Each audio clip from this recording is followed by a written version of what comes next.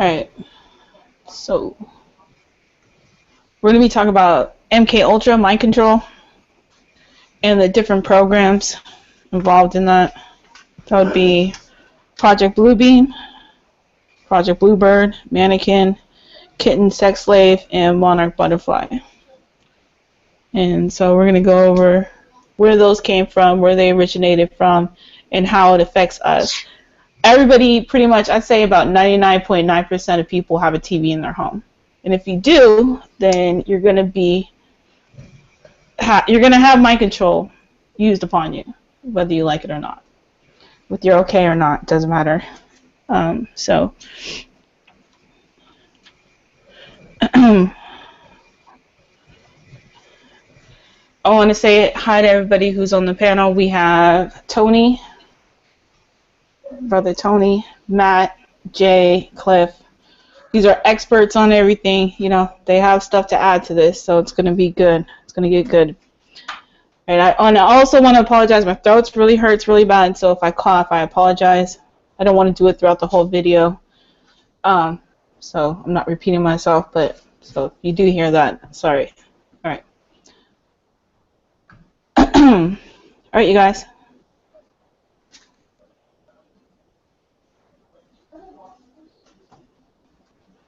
Tony, come on, you guys. What are you guys doing? Oh, thanks for having me on the panel, man. I appreciate it. Yeah. Yeah, thanks, Rose. Yeah.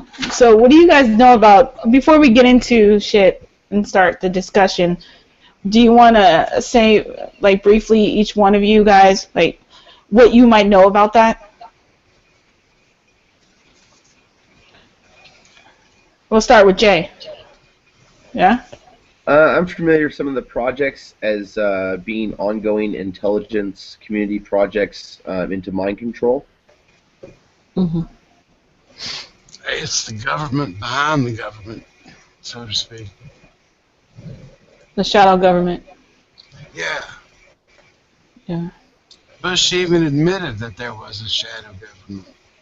Right. So would you think this was a conspiracy theory, or do you think this is a fact? Just a fact. Right. Yeah, I Matt. think Oh, go ahead, Jay. Go ahead. I was going to say, at this point, there's a lot of documentation to support the claims, you know? Mm-hmm. So going beyond theory, I think a lot of this is becoming common knowledge, you know? Yeah. Well, common knowledge to people who want to find it. Right? Yeah. Yeah, exactly, yeah. Yeah. So, Matt, do you know anything about mind control?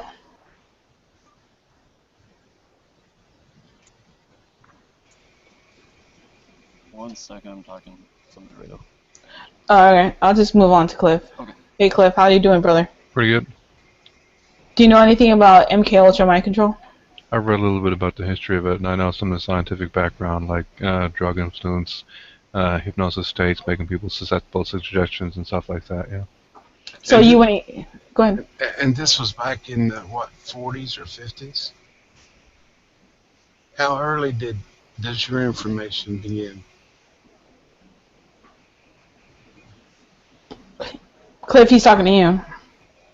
Oh, yeah. It goes sorry. back quite a ways, yeah. Yeah. But, yeah, the history of it outside the government is even more extensive. Yeah. Oh, yeah.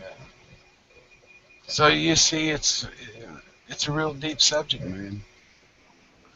Things are going on that we don't even know about. Yeah, and that's why I think I need to expose this as, you know, starting with the basics, and then we can move forward from there. But I think it needs to be exposed how we're all being influenced by this through music, media, TV shows, your movies, all your devices. I have one question about that. I wonder how much of that control comes through the internet, through, like, say, I have Netflix. Mm-hmm. Well, is it the same as watching a movie on Netflix as it is on TV? No, it's not the same. The reason is because you're in control of what you're watching and what you're bringing onto your screen.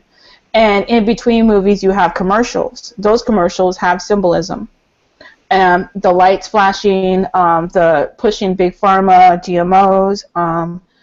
So you're being swamped every time it takes a break between the movies. So not only are you being mind controlled through the movie, but you're also being mind controlled through the commercial, the advertisements, and the music they're playing, the hertz, and so forth.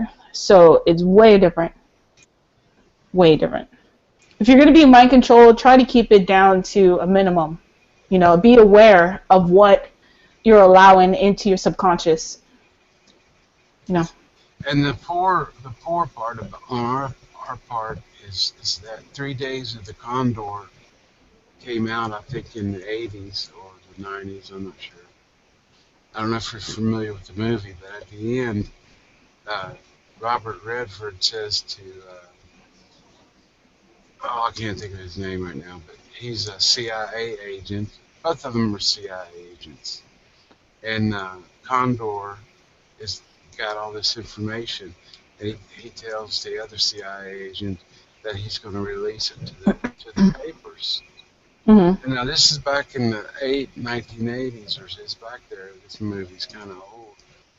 And the CIA agent says, "Well, are you sure they'll print it?"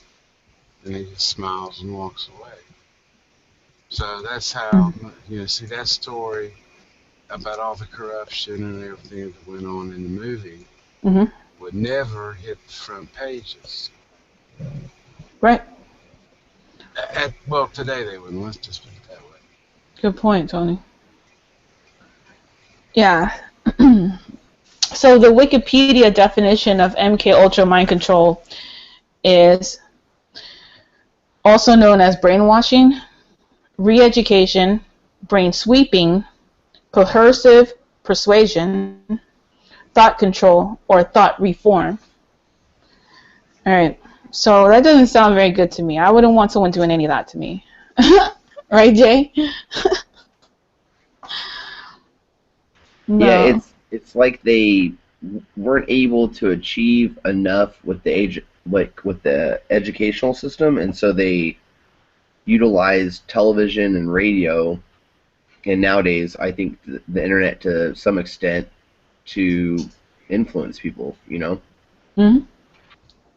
Absolutely. All across the board. Politically, in movies, music, sports. I'm going to show all of it tonight. I'm going to show you how it's infiltrated in everything you watch, listen to, but even your religions.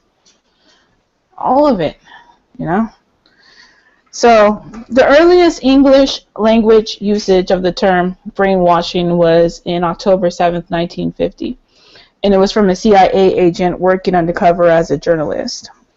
And he wrote a series of books and articles about Chinese brainwashing during, the war back then, right? So that's the earliest is 1950 that I could find in English. Do you know anything that might be further from that, like earlier than that, I mean? Cliff or Jay or Tony or Matt? I'm sure it goes further than that. Earlier than 1950?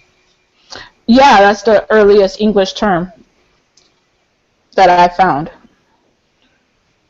And what was that term again? Brainwashing. Oh, brainwashing. Mm-hmm.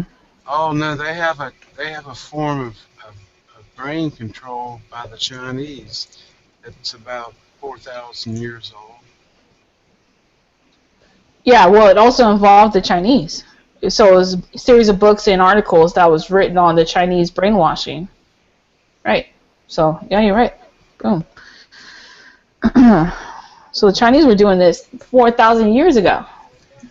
Well, yes and no. They use it as a torture device, but, when you're trying to get information, that's what you do. You torture people.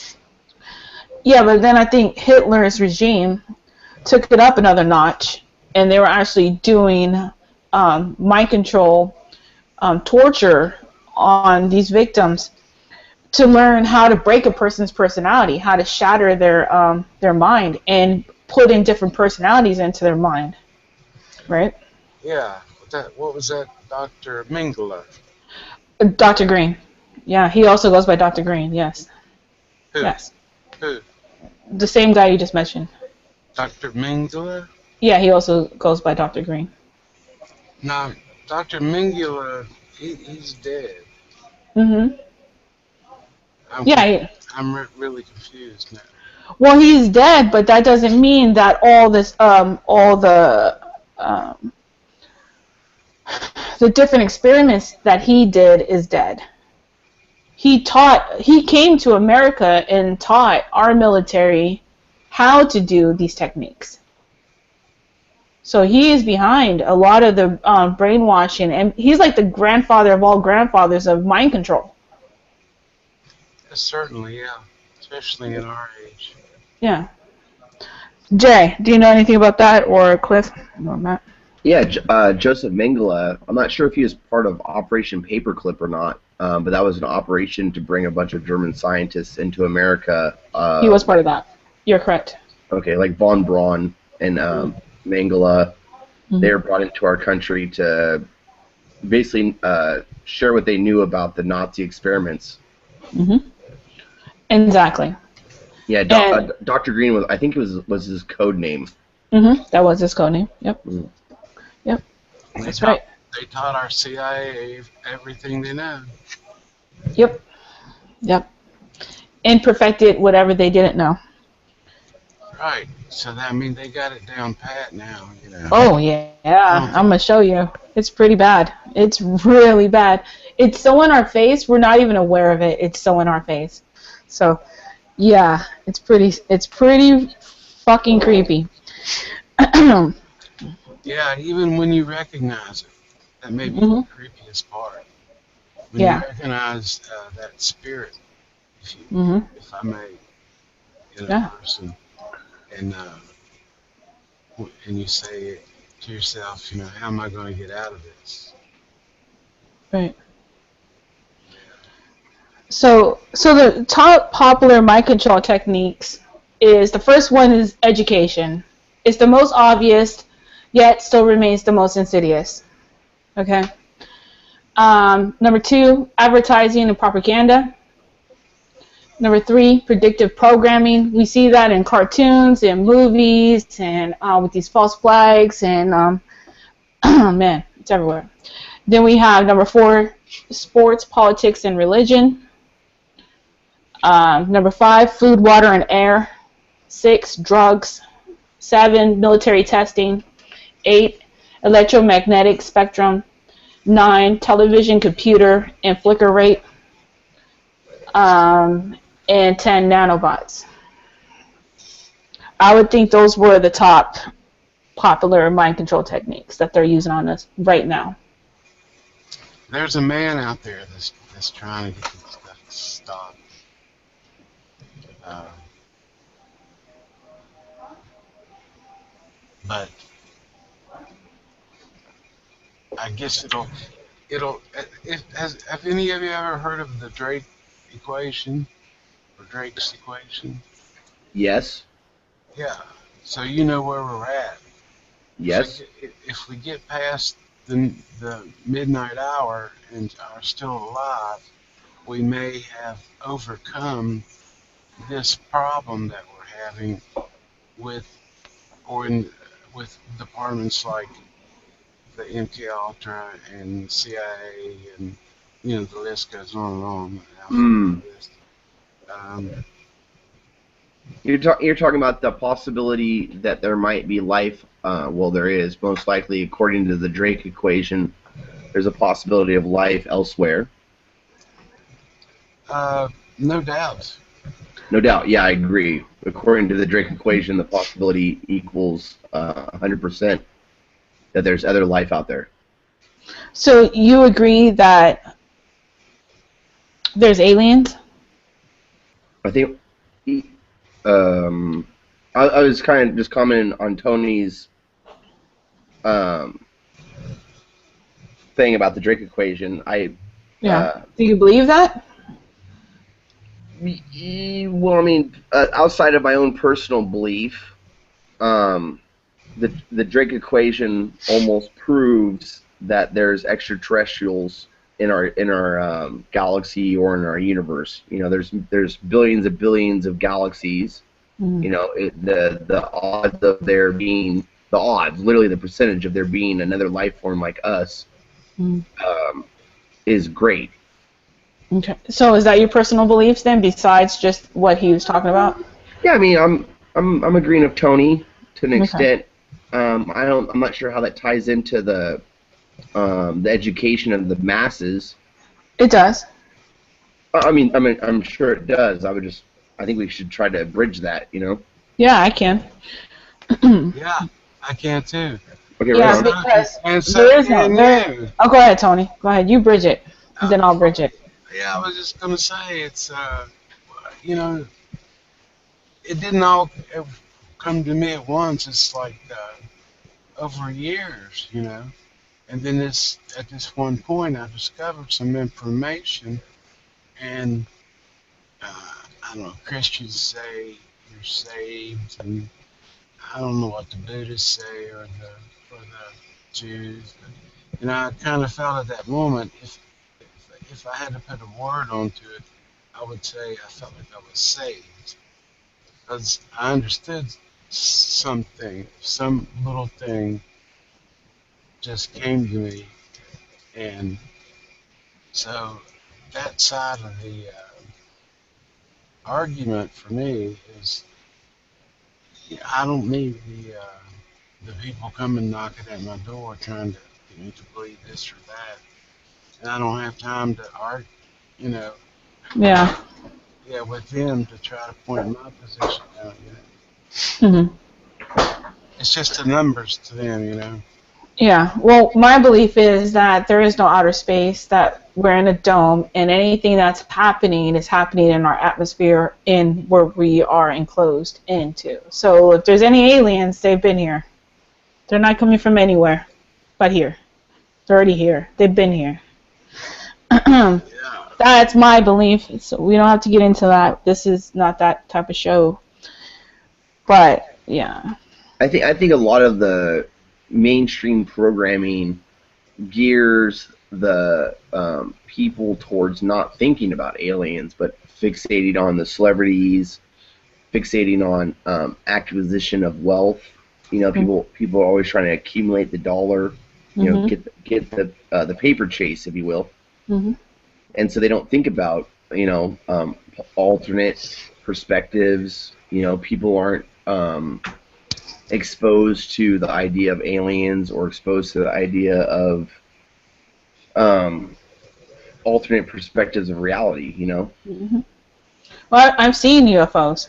I've seen them right Hello. above my head. I've seen them multiple times. But I know they're not coming from outer space. I know they're already here. It's a dimensional thing. I think they're demons, and I think our government, um, through reverse engineering, did the UFOs, and now they use them personally. And people just think, well, it's just a UFO, but really, it's the government. 9 times out of 10, it's your government. They have the technology. Cliff. I think what Jay just said was quite interesting, and it's one of the biggest faults of the education system is that we teach people not to critically think about information being provided to them, rather that there's a certain group or subset of information, and that's the correct information that they have. And it tends to be essentially the majority view. So anything non-consenting tends to be looked at as bad simply because it's not the majority view. And I think that's a very dangerous form of Mhm. programming, and it's almost inherent in almost every educational system. Absolutely. Also, Absolutely.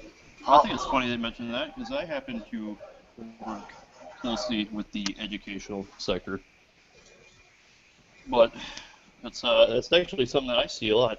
I mean, I work in information technology, so I'm not teaching or anything, but a lot of clients or whom we deal with are derivatives of an educational system, one of the largest in the United States.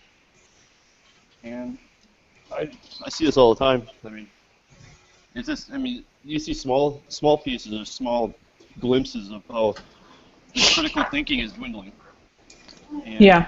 I guess we encounter that a lot working with computers. We encounter people that are literally incapable of doing the simplest tasks. Like I tell somebody to click on a start button, they're like, what's a start button? Or an address bar. They don't know what an address bar is. Right. You've been doing this since you were 8 years old on Facebook and whatever. Well, I'm teaching senior citizens how to use their email, how to even look on Craigslist. I mean, they don't know right click and left click. Yeah. The technology is moving so fast, and a lot of people are still in the past. Yeah. So I'm gonna move. Huh? I was just gonna say, I think people that are older like that, they actually pick up on stuff really well. I think a lot of our younger generation that we see now, these millennials, as they call them, a lot of them cannot think critically to the point where grasping a new concept on a computer that they've already been using for 10 years is seemingly impossible. Wow. So a few books I read on this subject of MK Ultra is Fritz Springmeier, The Illuminati Formula to Create an Undetectable Total Mind Control. Bryce Taylor, Thanks for the Memories. I've also looked into interviews from Arizona Wadler and Catherine O'Brien. So I'm going to show a video of Bryce Taylor, Thanks for the Memories. I think everybody really needs to listen to how fucked up this shit really is. Right? These are victims. And not just that, survivors.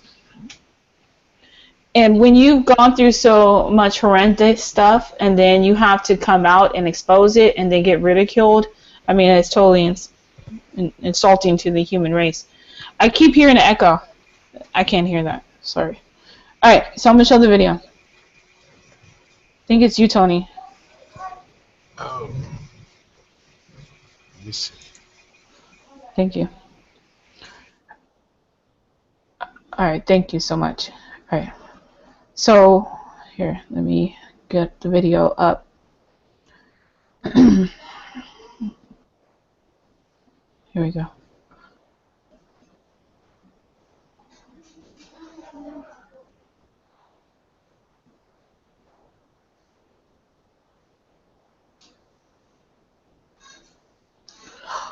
Alright, now about her. Wow, her story is fucked up, man.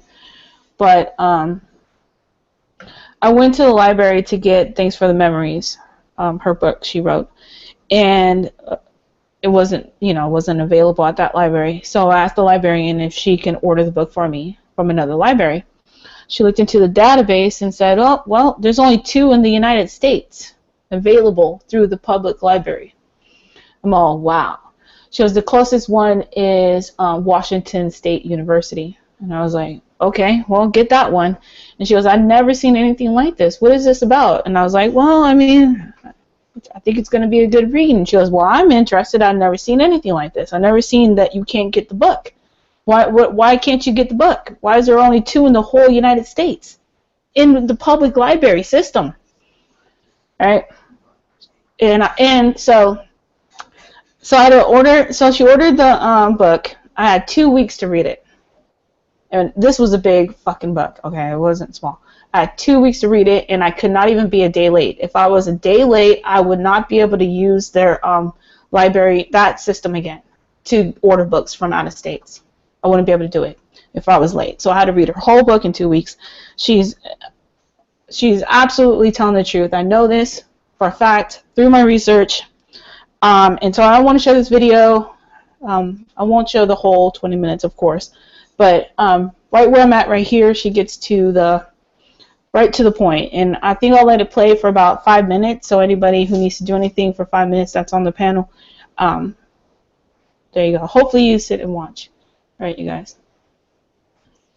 About the ritual abuse, I also am an intergenerational satanic ritual abuse and government mind control survivor. And satanic ritual was a way that my controllers were able to control me as using the satanic blood ritual as a trauma base. It's a conditioning in order to bring about the mind control, the levels of mind control and a multiple personality disorder that was the result of being tortured for so many different years and since I was a very small child. in order to stay alive, once I started remembering, I wrote a book, and my book is back on the table, but I'd like to explain that it was novelized, not in an effort to cover up the story further, but it was novelized in an attempt to keep me alive. At that time, it was very dangerous, and I found myself often running from state to state and from people to people, trying to find a safe place to recover and to figure out what had happened. And I guess the easiest way to begin my story is to begin when I began waking up. In 1985, I had a head-on collision where my head smashed through the windshield of the car, and for the first time in my life, I had access to both sides of my brain. There really wasn't anyone in 1985 that really understood much about ritual abuse or the memories that I started having, and so I entered school to work on my master's degree in clinical psychology, thinking that I might be able to understand what was Everybody's going to have to mute themselves. going on with my own mind. But when my memories and flashbacks became so intrusive that I could no longer think without being constantly bombarded by visual and sensory images, much like the Vietnam veterans,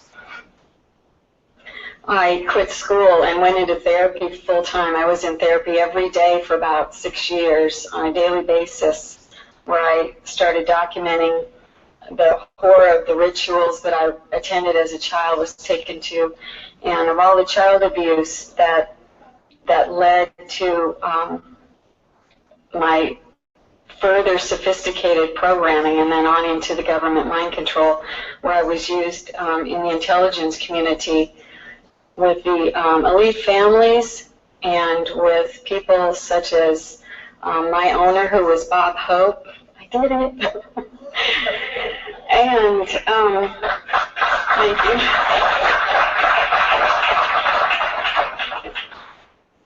And Henry Kissinger, who was responsible for programming me with what he called government mind files, where I was used as a human computer, and he took me with him to different places to do foreign policy and meetings, where he would access my mind behind the scenes in order to work with the people that he was working with the Rockefellers and some of the other people that I was involved with in bringing in the New World Order.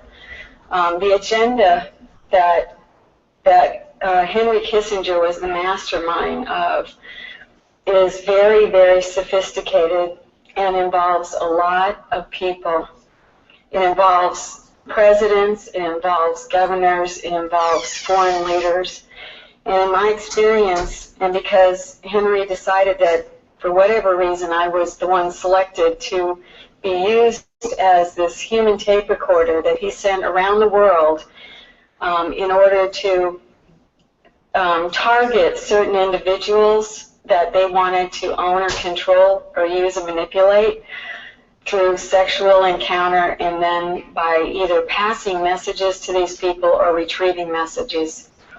He also used me to send messages back and forth between George Bush and a lot of other different world leaders who were very instrumental and still are in bringing out the New World Order.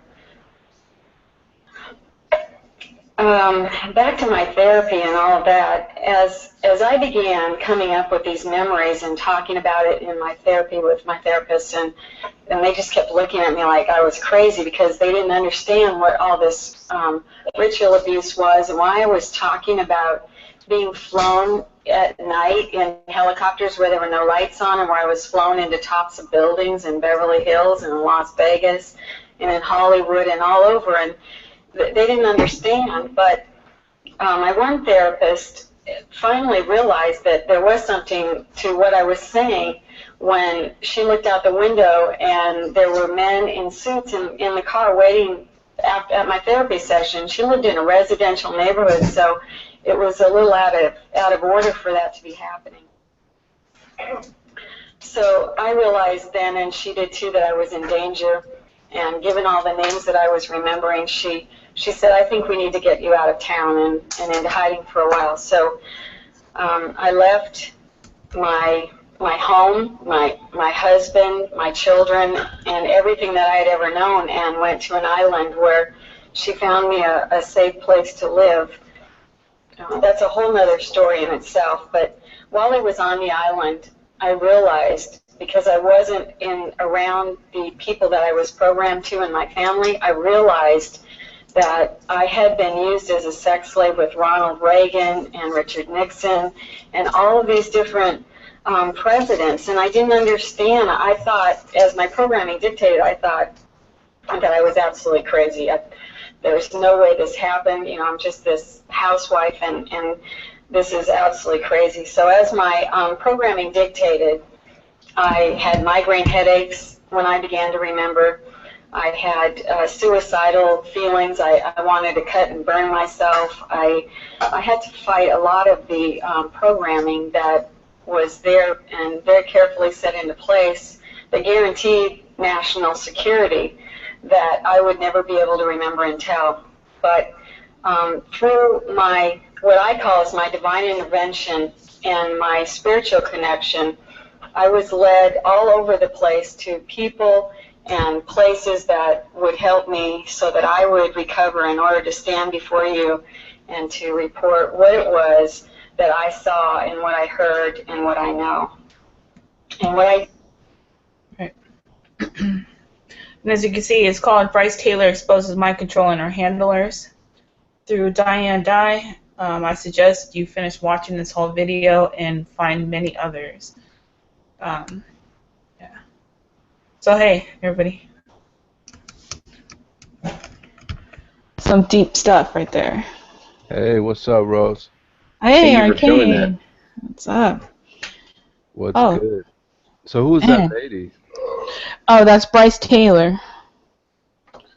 She has a book called Thanks for the Memories.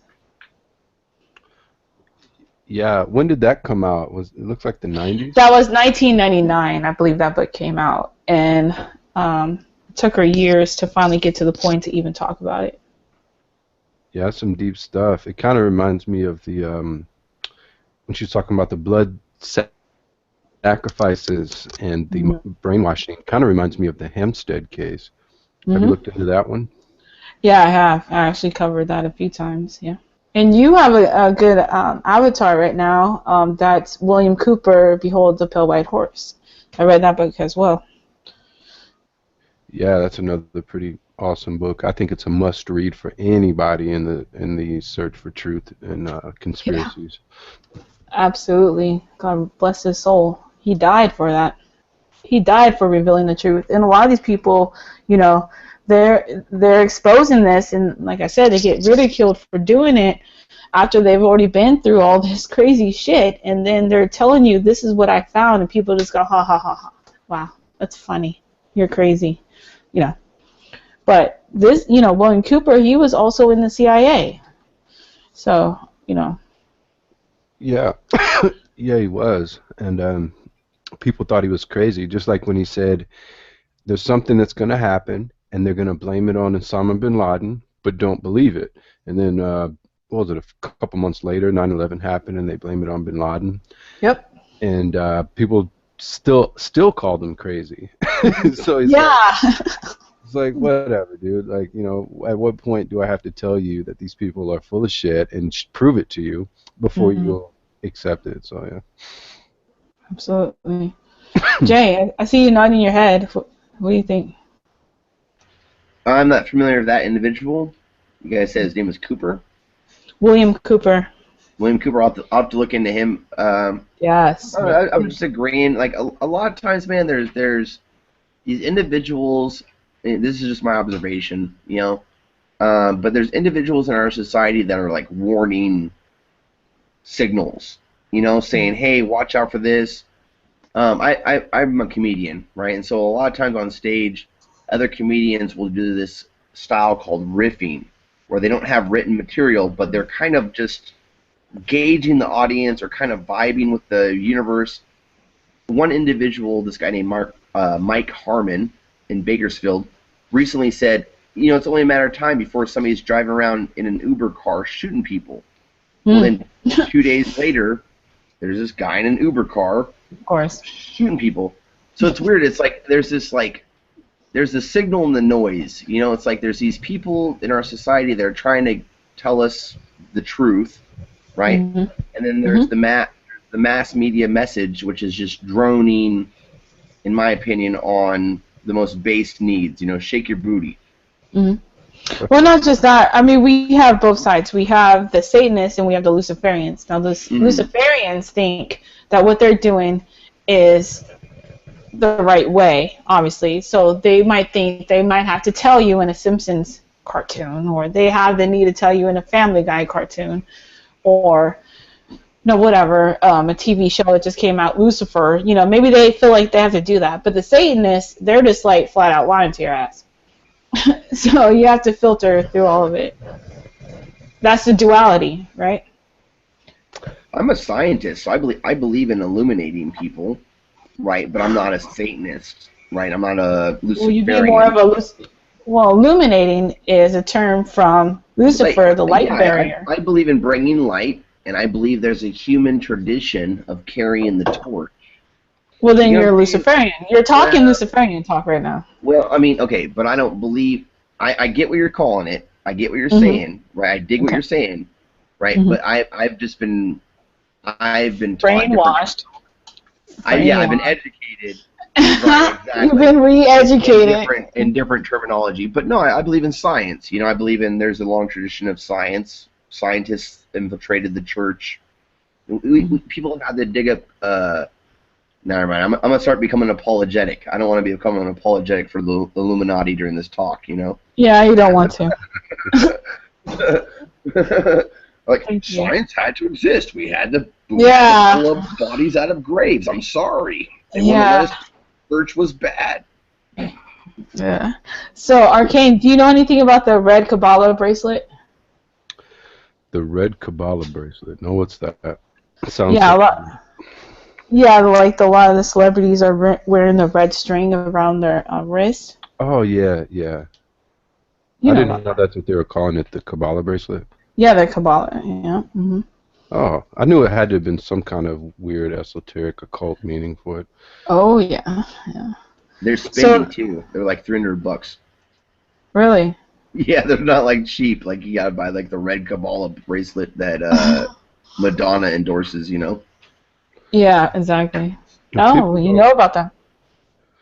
Yeah, people don't realize that these celebrities, once they get to a certain level of exposure and fame and money and power, that they have to be ritualistically, how do you put it?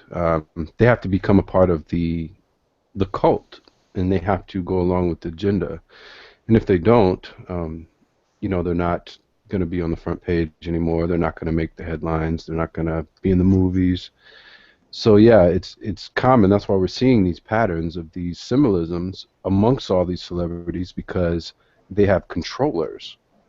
And now whether they're completely aware to the extent of which they're being controlled, that's up for discussion. But it's clear that they share the same common theme of the satanic agenda. It's pretty obvious by this point. Anyone who denies it, the symbolism at least, and the subliminal messages at this point is just blind or doesn't want to see reality.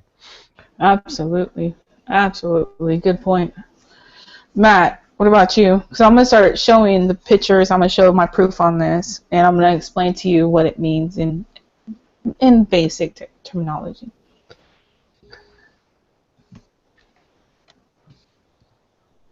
What do you think, Rose? Do you think that they have a sentimental heart and they just want to warn us, or do you think it's more of like a taunting, mocking, ha-ha, in your face, figure it out, idiots kind of thing? I think they're put there in place for a reason, and whether we look at it as a catalyst or an agenda or whatever way we want to look at it, obviously God allowed it. So there's a reason for us to learn something from it, right? So whether they think they're doing the right thing or not, I think it's more about what are we getting from it. are we learning anything or not from what they're showing us? Right. It's so much more I deeper. am.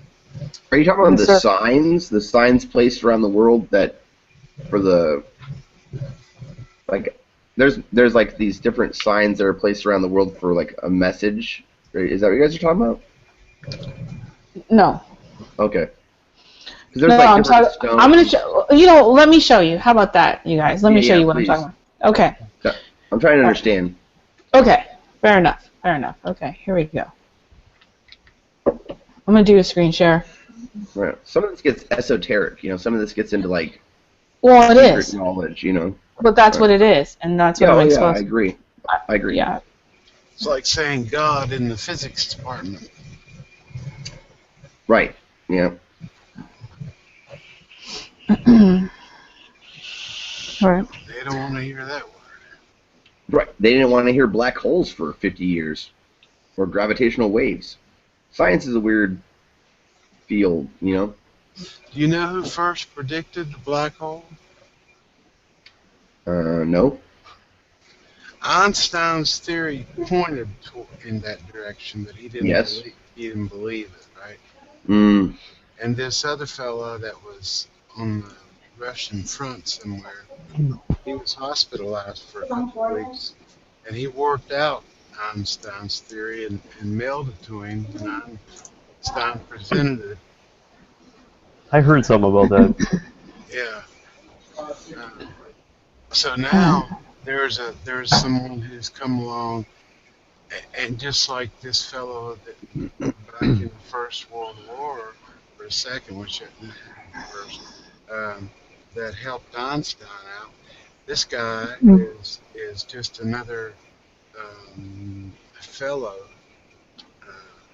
physicist, and they have made some advances on the information that we know about reality. Excuse me. All right. So the red Kabbalah bracelet. The red string around the wrist, according to traditional beliefs, is that the red string is to eliminate unwanted energies in a person's life to make room for positive ones. That's what they say. Now, I do not believe that through my research. I'm going to show you, and then I'm going to explain to you what I mean. So right here, we see the red bracelet, right? Right. That's too far. Here we go. See that one? That's I don't remember. Her name starts with a C. All right. Is that Madonna? No, it was the other one. This is Madonna. Here we go. That's the red one. So yeah. Here we go. Here's Madonna. Yeah. Then we have what's her face? Ariana Grande. Here's her red string. We have this guy. He's actually a governor, or was a governor. Here's his red string. We have her. She's very happy. She's showing you her red string. We have right here. I'm going to be Britney moderately Spears is in the, rational. These guys might just be Jewish. We don't want to be anti-Semitic at this point. well, I'm not. It goes way deeper than that. And then we have Ashton Kutcher. These are all big names, dude. They all have the red string. It has nothing to be nothing about Jewish. Even the Chinese. Look, he's even praying with it. I dig it. No? Okay. I see what you're saying. You have Michael Jackson. I'm not. Yeah, has nothing to do with Jewish. All right. Yeah, that's one of Here we go the again. Here we So go what's the red string signify? Well, I just said they believe it's to keep negative energies away from them, but actually it's more of it's the rituals. It's called the Dahath. It's called the Dahath. It's hidden in the tree of life, so that would be Kabbalah. And the celebrity used the magic in order to invoke demons and attempt to reach that area of the demons through the tree of life. It's called Dahath, a DA/ATH. And Aleister Crowley even claimed that you could attract demons through, using the different symbolisms that they use. But this is just to indicate to each other. I believe this is more to indicate to each other who's in the club and who's not in the club, because they like to take pictures with it. They like to show it. They're always showing it. So I think it's more of like, yeah, I'm one of you. Like, kind of like, Pledging allegiance to their... Yeah. And here, even Rihanna, she has one. I mean, they... Didn't work on Chris Brown, though. Kind of like the Masonic ring, they're very proud of their Masonic rings. Right on. Right? Yeah. Right? So why wouldn't they be proud of being in this order, right? Yeah, it's like a female order, the red bracelet. No, it's not. It's not female. I mean, it's men too. I'm learning, so I'm trying to figure this out. Yeah. So, okay. So I'm going to get into other symbolism real quick. Kabbalah's magic? Well, yeah, it's very satanic, occult. That's what I'm saying. They're trying to reach the demons in the tree of life of the. Yeah. Yeah. It has a lot of magic in it. That's why they flood it. They flood it with us. So I'm going to show you some. Well, I can't get into that yet. Hold on. Let me see. Yeah, because it's kind of like the Illuminati's way of flooding your subconscious with messages of what they really want, right? So, like, the other side refers to the path through the tree of life that takes you to the abyss and the Dahath, where the ultimate evil resides. And that's what they're trying to do. They're trying to pull out the demons from the ultimate evil through the tree of life of Kabbalah. Yeah, it's very cool. Yeah. Okay. Yeah. So I'm going to show you, let's see, I guess we should just go straight to Lady Gaga, because her perfume actually has blood and semen in it. And Aleister Crowley claimed that you could attract demons through excrement and blood, and then keep them alive through semen. So that means ejaculation and blood, and then keep them alive through semen. I have a question. So that's through Aleister Crowley's book of magic. Yeah. Okay. Who's I'm keeping track of like the names. I'm gonna watch more of that video. That video earlier with Bryce Taylor. Bryce Taylor. Mm-hmm. I'm definitely gonna watch more of that later. Okay. You just said a name, Aleister. Aleister. Okay, Aleister. Crowley. That's Crowley. Crowley. Okay. Who's that fella? He's one evil son of a bitch. That is okay, the Bushes, Barbara Bush. That's her father. Yeah. Yeah. Crazy. He's scary. Okay, so Barbara Bush, hold on, I'm just trying to keep track of everything. The president's wife, or whatever, the old president's wife. Yeah, senior. Her dad. Okay, got it. Mm-hmm. Yeah. Is Aleister Crowley. He looks just like Isn't that wild, man? exactly like him. Yeah. So let me see. Wow. Yeah. He was touted as the evilest man in the world by many in his time. He's still renowned by Satanists around the world as their leader for spiritual magic. Mm-hmm. Yeah. So right here, I have a radio interview they did with Lady Gaga talking about the blood and semen that's in her perfume. And like I said before, Aleister Crowley claimed that you could attract demons through blood and semen. And she is revealing to us that in her perfume is blood and semen. Whoever, can somebody mute themselves just real quick while I play this? Thank you. Ready? Thank you. It's obviously the new perfume that you're releasing. Now, we did hear that it's going to smell of blood and semen. Is that true? Will it actually smell like that? No. Well, let me explain. Actually, the perfume smells like an expensive hooker. Okay. But I did use, in terms of the process of creating the perfume, I wanted to extract sort of the feeling and the sense of blood and semen from molecular structures. So that's where that came from. And that is in the perfume, but doesn't smell like it. You just get... Hold on. Did you just hear her? Sort of, She said you're not going to smell it, but the DNA is there of blood and semen, but you're not going to smell it. Okay, and I'm going to rewind that just a little bit. to extract sort of the feeling and the sense of blood and semen from molecular structures. So that's where that came from. And that is in the perfume, but doesn't smell like it. You just get the sort of the after feeling of sex from the semen, and then the blood is sort of primal, and it was taken out of my own blood sample. So it's like a sense of having me on your skin. Fantastic. Very creative. Very different. Yeah.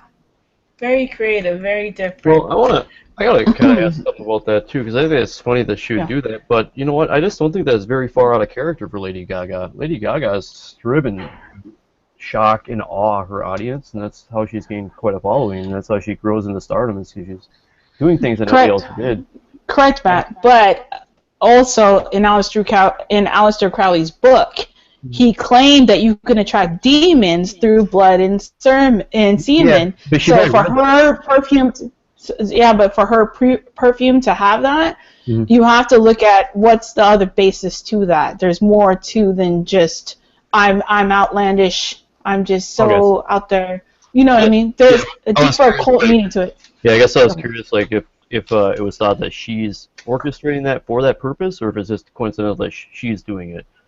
That's what I was kind of getting at. Well, she has been known to display a lot of satanic behavior. So it leads one to further speculate that she is part of this cult that is pushing the satanic agenda and trying to affect us. I mean, that's possible, but I think it's more likely that she's just an asshole. No. I mean, she's very, very, very intelligent. Very, very intelligent. No, I'm just saying it because she's doing it for the lulz. So this Aleister Crowley guy used blood magic.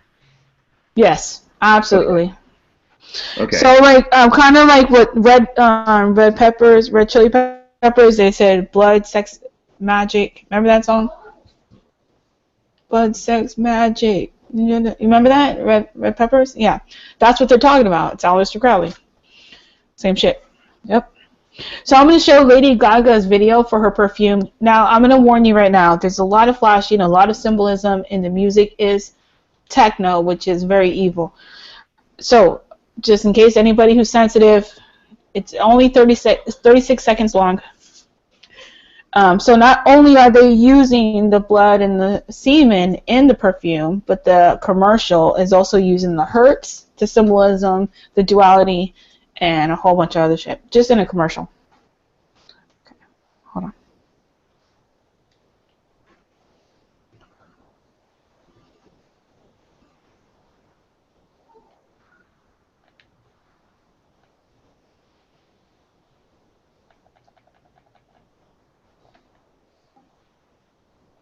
Okay, here we go. Again, I warned you. Okay.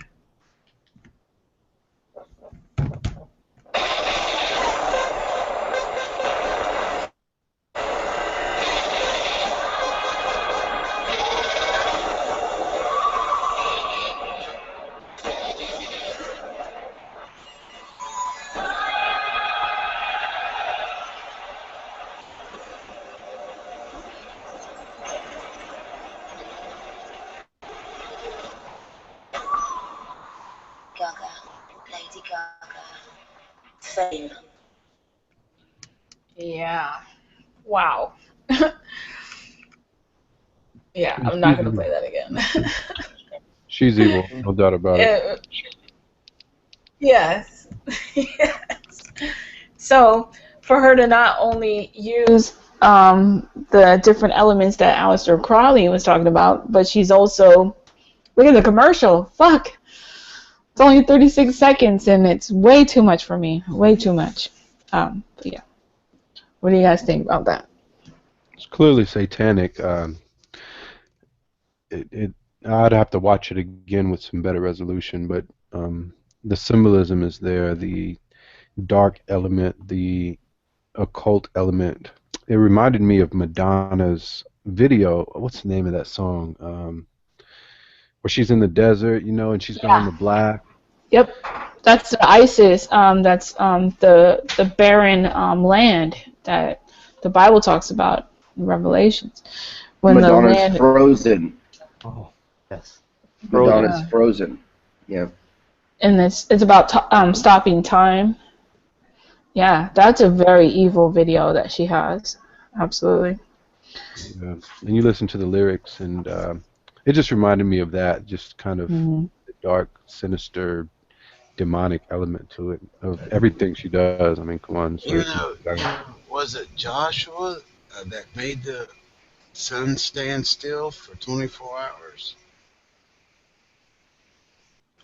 Yeah. Oh, well. Don't know how that came up. Oh, about somebody said something about what's her name stopping the sun or something. It's about stopping time. The eight, right? Yeah, The infinity is stopping time. That's what they're trying to do. Yep. Yep. So, then basically it can be done since Joshua did it. Well, stopping the sun isn't necessarily stopping time. It's just stopping our reference point to measure time is the sun. But what I think what Rose is talking about is the sun dips for Hold 3 on. days. Hold on. What Rose is talking about is a reference to the eternal, like they're trying to become God. They're trying to transcend. Yeah, absolutely. Transhumanism. Yeah. Well, I think that's what alchemy is about. Alchemy is all about transcending the human form. Yeah. If anybody's ever heard of Richard Seed, that's one fucking son of a bitch. Wow. Yeah, Richard Seed. In this whole process, can we differentiate between scientists and the darker practitioners? Like, there's people who had to necessarily go underground because science was outlawed, and then there's people who are wackos. You know what I mean? Yeah, but then there's also science that's been infiltrated. Yeah, I agree. But I mean, like there's scientists that don't hook people together like human centipedes. Like there's scientists who do good stuff. Well, I'm sure there is. I mean, there's people that do good stuff, and there's people that do bad stuff. That's the duality of our existence. Yeah, I agree. Is there any way to like differentiate, like when we're bringing something up, like maybe one that one of us hadn't heard about or somebody's not familiar with? Like what in do you what mean? light? Like if you bring a new scientist or a new figure that is monumental or did something important or made a big mark, but we're not knowing if he's like a scientist or what he's doing, what his profession was, I guess. Is Nassim Harriman a name familiar to you guys? What is it? Nassim Harriman? Yeah, he's pretty cool. I like Nassim Harriman. Yeah. He's self-taught too, which I think is awesome. Oh, that's cool. Yeah. He's got it going on. What's his deal? He's a self-taught physicist and speaker. Well, now he does seminars and speaks on his theories. He has this theory similar to the unified field theory that at the base of everything basically is consciousness and a play and display of potential intelligence. And he's self-taught too? From what I understand, he is, yeah. That's actually pretty cool. I think he's got some formal training, but nothing in the form of like an accredited degree or anything. We are the universe looking back on itself to see what it's created. Well, that's actually kind of funny. It reminds me like I know it's kind of a stupid reference, but like the first Men in Black movie, The cat contained the universe and the little thing around its neck. Yeah, that was the second one. No, that's the first one. That's with Rosaria Dawson, right? Okay, that was when they made a big deal of. Okay, I think that's the second one. Yeah, you might be right. I'm on the spectrum, Matt. I can't forget things. It sucks. Okay, all right. I could be on the spectrum. I'm not sure. I literally can't forget things. It's a pain in the ass, especially when you consider the early childhood molestation. No, yeah, I know. All the That's a joke. That's a joke, ladies and gentlemen. Tip your bartenders. Tip your bartenders? I'm not going to explain the joke. I refuse. I got it. I consider this kind of like a peanut gallery until Rose gets back. Yeah. Well, no, she said to talk. She said to talk. We were having a good time. Like I'm really having a good time. I think we kind of got off subject. We're supposed to be sticking to like government programming or whatever, but. Well, I know that Rose wanted me to mention something about a friend of mine who's having some. I think a lot of it does play in. Like I think a lot of the mainstream programming distracts us from being able to become like self-enlightened or like. Well, Jay, I mean, you've probably heard from me before. I don't watch TV. I haven't watched TV in 5 years. I don't have a TV. Yeah, TV's ridiculous, man. You know what I do? I learn things on my own. I sit by myself and fucking learn whatever I can. You know, I know 13 different programming languages. Just like the guy who cured AIDS and cured cancer and cured herpes and sickle cell. Like, man, I never picked up a book. You know, I never went to school. He was like, you know, name one person with a degree that's cured AIDS. He's like, I did it, and I never went to school. But you never hear about this guy because... Of course not. There's no money in what he's doing. Every disease we have out there is patented. They patent everything. Yeah. So if they patent it, they have a cure. Exactly. You can own the virus. That's not true. Well, pretty fucking, as far as I'm concerned, it is. I studied genetics. I studied human genetics, and I also studied microbiology for a few years. And I know that you can create a virus, and you don't have to create a cure. Well, the cure for AIDS is patented already. I mean, where's the patent office, though? You don't have to have a patent on anything to have it created. The patent just means that it's protected by intellectual property laws. AIDS, cancer, I'm talking about the ones that they push on us, Ebola, all that. There is cures. No, well, I believe differently because I don't know. Well, it's been proven. I'm just saying, look into it, dude. Well, it's been proven. It's been proven. You just don't know about it. You just gotta look into it. Then convince me. Don't tell me that I'm wrong, because I'm not wrong. You're not wrong well, either. We both just do something differently based on what we know. I've done videos on it. I don't want to have to repeat it right this moment because. But just don't tell me I'm wrong right off the bat. I'm not gonna say you're wrong, but I could show you. How about that? Okay. Good. Okay. Fair enough. Dr. Sebi. All right, Matt. Fair enough. Okay. And I will. Okay. So I'm going to talk about the celebrities when they have the one eye covered. The covering of the one eye. And that goes back to the pyramid, right? With the one eye symbolism, right? Which is Lucifer. So, like, most of the time celebrities, and I'm talking about musicians, sports, music, whatever, they'll hide their eye with either their hair, their hand, a prop, or makeup, right? And it represents the Eye of Horus. So basically the Eye of Horus is an Egyptian symbol used to represent evil. So I'm going to show you how many of these people do it.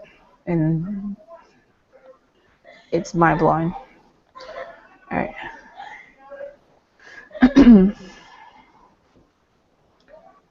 Yeah. So here we go, right here. So we have Lady Gaga, Rihanna, Lionel Richie, some rapper dude, Harrison Ford, the girl from, what's her, starts with a P, whatever, some starts with a P. Anyways, Paramore. Paramore, there you go. And then UK, Obama, no, Bono, sorry. These people, there's so many of them. Celine Dion, then we have Lisa Left Eye, we have Nicki Minaj, Eminem,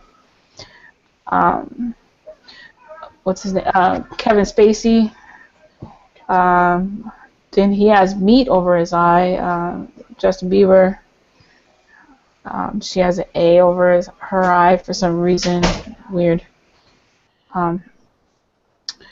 This one, Lady Gaga, even her. And then they have this they like to do that too. These are the horns. So you have Miley, the Pope, Eminem, Rihanna, Justin Bieber, George Bush, Hillary Clinton, Obama, and so forth. Okay, and then this is Chloe, the one eye with the hair in her eyes. This one. So it's all coincidence, though, Rose. Pay no attention. It's all coincidence. It's all coincidence, sure. Again, a prop over the eye.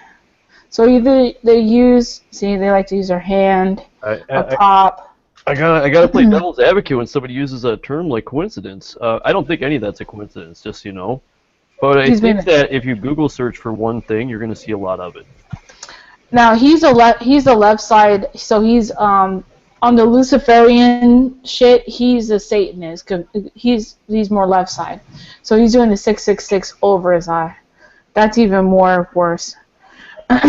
See, they're all coming there, and she loves it. Look at her, she's just happy. 666, and then again she has the upside down 666. Yeah, it's crazy. Right there, left eye. Again, model doing 666 upside down, covering one eye. You also have that in the Star Wars. If I go down here, oh, here we go. Let's show all these. Hold on. So again, her hair is in her face, right here. It's almost like you can't look at a photo of them on a magazine without seeing it these days. It's ridiculous. Yeah. Here's Drake, 666 with an eye. So he's a Satanist. And then here's she is. Look at her. Paramore again. Now we did see her earlier up there. Now look at what she's doing here. Evil. Very evil. So Rihanna, again, covering an eye. On Vogue, Lady Gaga with a prop over her eye. We see it in cartoons. The one eye. Shit. Keisha, one eye with the hair. Whoever the fuck that is. Children in Need, covering one eye.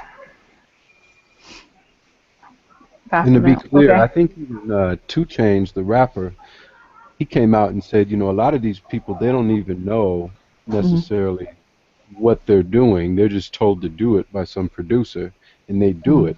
So it's not like they're all necessarily involved in some great evil thing. They might just think that at the highest level, this is the norm, and that, it's just a secret part of the way the world works. And it's through mind control.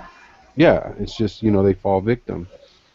Yeah, they're victim from birth. They're sold. So right here, you see him covering the eye, this guy covering the eye, both XXL magazines, both doing the same thing. He's on the right, he's on the left. This is more Satanism, that's why it has the red background. He's more Luciferian, that's why this is the white background. When you said that was, what did you say? Their lives are they're already sealed, chosen, or something? It's generational. It's generational satanic abuse. Yeah. Yeah, they got them very young. I mean, look at the Disney. From birth. They're planted. So here we have Willow Smith. No. What did you say? Before birth, they are planted. Is that what you said? I can't hear very well. I'm sorry. Does anyone want? I don't remember. I'm yeah. they're chosen from birth, basically. A lot of them are brought up in Hollywood families, and Okay, from birth or before birth? Generational. So it goes back generation after generation after generation. After birth. I mean, yeah, generation. That would Generational. probably indicate it would just be like the next one that's born, right? That's what I'm getting at, I guess. Well, it's generational, so it can go back 1,000 years. I mean, Well, isn't there? It's like an interval to the generations, or? yeah, well, like, you know, Obama and Dick Cheney are 6 cousins. Kind of like that kind of generational. Yeah, but that's not the same spatial measurement. Like generation would be like, you know, in a line, you know. It is. The son. It's blood. well, lineages branch off too. You know, because you think about every mom or pop, they're going to marry outside of their lineage 9 times out of 10. So they're just going to bring in, but keep it within the lineage. So if I marry outside of my family, then that baby somehow they keep breeding within the same bloodline, but they do have branches. That's how Dick Cheney is 6 cousins to Obama, and the Queen is like the 11th cousin, and it's just crazy. Yeah. So here we have Willow Smith. This isn't even her hand. You can see that this is somebody else that is holding their hand over her eye. And that's her left eye. So that would be Satanism. She's being forced into this. This is what this picture says. There's a lot in this picture. Not just that you have the pentagram on the side of her head. So right here, she is a victim, majorly. All right. Then we have this. Okay. Al Pacino, right? Closing the eye. Keisha with the eye of Horus. Drake again. Here we go on a magazine. How they cover the eye with the hair. Again, I've never took a picture like that. I don't usually cover my eye when I take a picture, but hey, I guess these people do. Oh, not only is he covering his eye, but he's having another woman cover his eye too. Wow, that's it. All right. That's not nothing. Celine Dion covering the eye on her album. That's nothing. And then right here, fashion show, she's covering her eye. That would be interesting to know what that means. Well, I'm telling you. It represents the Eye of Horus. Basically, the Eye of Horus is an Egyptian symbol used to represent evil. It's evil. Okay? So right here. No. Yeah. All right. No, Horus. Right here. Covering the eye. Covering the eye. In Egypt, it's a symbol of the sun. Covering an eye with a rose, with the prop, like I said. Again, with makeup and her hand, so she's neither. She's not a Satanist or Luciferian. She's a hybrid. Well, this is what this means right here. Hold on a second, Tony. That lightning kind of. That lightning is Satanism. Well, Lucifer was said to have been when he was cast to the earth. The lightning bolt is used by Luciferians as well as Satanists. Right. So yeah, you're right. She can go either way, but to me, they're all Satanists. Right. This is monarch programming, and it's over her eye. Yeah, you usually have butterflies on your eye. Again, same girl over the eye. Here's another one, just covering her eye for whatever fucking reason. Here we go again. I think she has the 666 over her eye, and she's throwing up the horns. I mean, this shit is ridiculous. Yeah. Here's another movie cover where his eye is cut off, so it's just one. And this eye is covered up, and it's just one. So it's the duality again, covering the eye of Horus. And then we have, let's see what else we can do. I mean, it's pretty ridiculous. Her. They all do it. Over the eye again. Peeking the eye. You want to talk about satanic? Look up Obama's "Yes, We Can" speech. Oh, yeah. So here's some Satanism. Yeah, absolutely. Yeah, I've seen it. Justin Bieber. And when they stick out the tongue, this is like a dead sheep. This is the meaning. Like when a sheep dies, their tongue falls out their mouth. So when they stick out their tongue like that and do this, this is mocking. This is Satan mocking us. And here's the girl from Lord of the Rings. No, not Lord of the Rings. Harry Potter. Doing the same thing as Justin Bieber. See? It's not coincidence. I'm gonna step up here and get something to drink.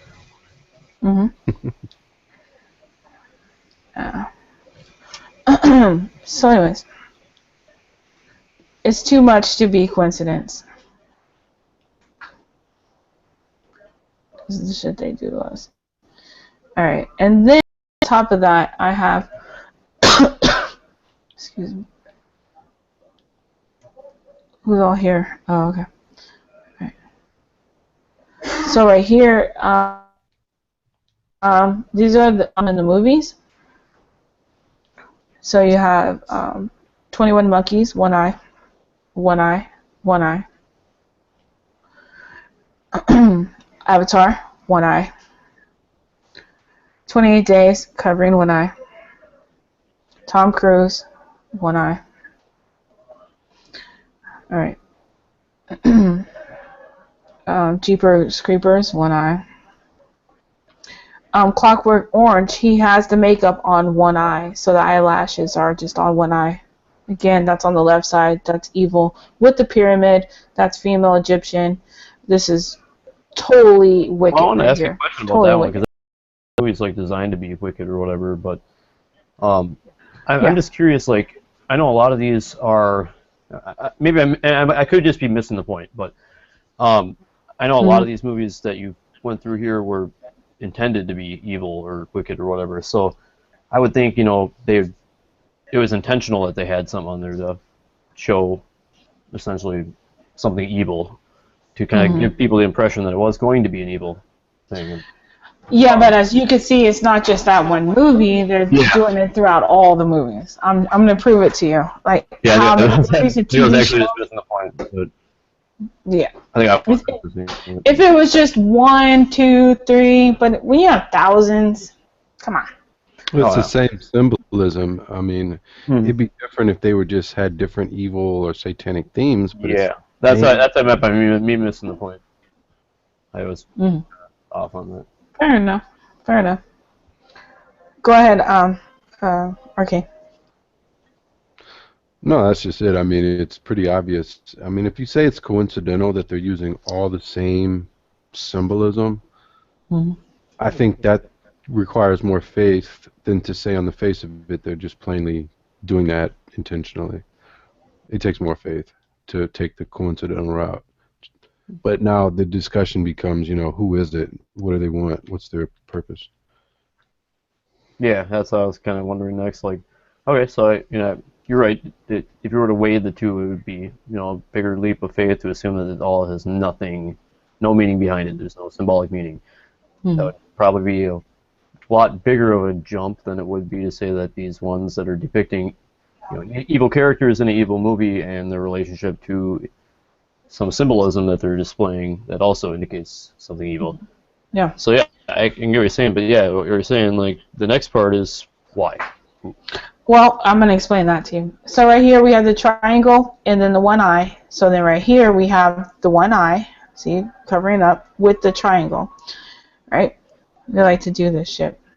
This, again, a book, one eye.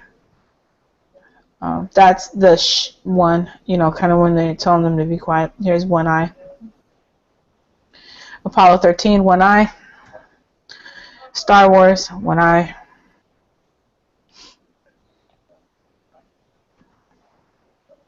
Transformers, one eye.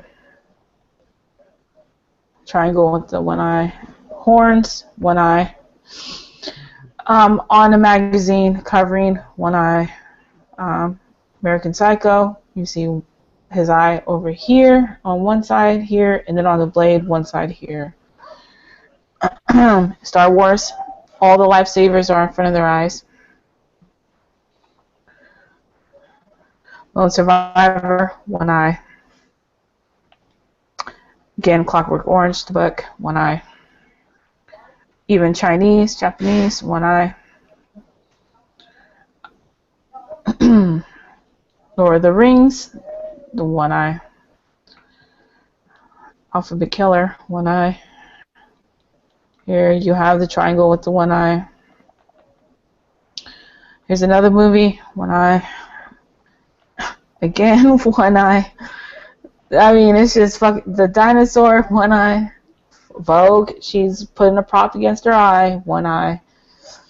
Child of the End, one eye. Rita Ora, one eye. The Hobbit, the sun, we can get into that. Doing the V on the eye.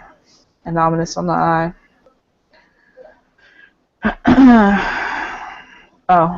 Bruce Willis, over the eye.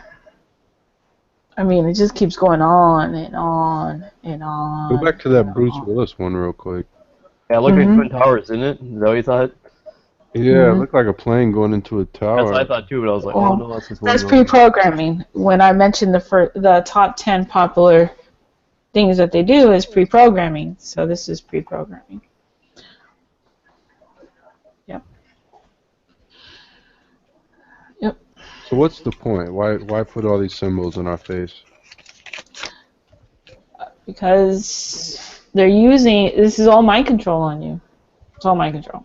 So the reason, to keep you docile, keep you a servant, a slave. You say docile. You're being hit with so much symbolism you don't even understand. And what do you think that's doing to you subconsciously? It's keeping you in a docile territory. You don't understand what you're seeing, what's being all around you every day, when you're on the train, when you're on the bus, when you're at work, when you're eating food, when you're go shopping, when you're looking at movies, when you're listening to music, when everything you're doing. You're getting hit with these symbolisms. I can back you up on that, Rose. So you're definitely right about that. Yeah. No, I think she has a really, what you're looking for maybe as an answer, because I'm on Rose's side here. Basically, I think that maybe what she was trying to convey is that there is maybe passive and not passive mind control, perhaps. Right. Like, and passive, I mean by not really actively doing anything, but if you're seeing a stimulus at equal intervals or you're seeing the same thing over and over again, you're not going to think too much out of that. If you're only seeing one color the entire life, you're not going to know about any other colors. Well, who's the painter? Well, the painter is Lucifer. If you can learn how to meditate, you can turn off some of that outside influences. As a matter of fact, you can tune them all out once you get there. Yeah. And that's a rest for the mind. I'm pretty capable of doing things like that. See, even Diana Ross, one eye is darkened over here. Lionel Richie. I mean, this has been going on for a long time. So who owns the production? The production companies, the directors. Who's the ones that saying put that hand over your eye? Who is that? The Masonic, Lucifer. I've been doing it for a while. He has his soldiers doing it. Yeah, who are the soldiers? Like, who owns the company? These people, look. Well, I don't want to get. I keep hearing feedback. Well, I'm going to be honest, and a lot of people might not like my answer, but it's the Jews. I agree, but it's not just the Jews. It's a Zionist sect of so-called Jews, I think. Well, that's what I pointed out earlier, was the red Kabbalah bracelet where Jesuit dark Satanist Kabbalists, I don't know, they're fucked up people, man. It's fucked up, man. I shouldn't have to be figuring this shit out. What the fuck? But yeah, you're right though. It's the Jews, but it's not all Jews. It's like it's the fake Jews, the Romans. I Right. guess. The ones that call themselves Jewish but are not. That's what it says in Revelations. Hmm. That's the Romans. The Romans are the ones that killed Jesus, right? And those are the ones that are the fake Jews that are in our system right now.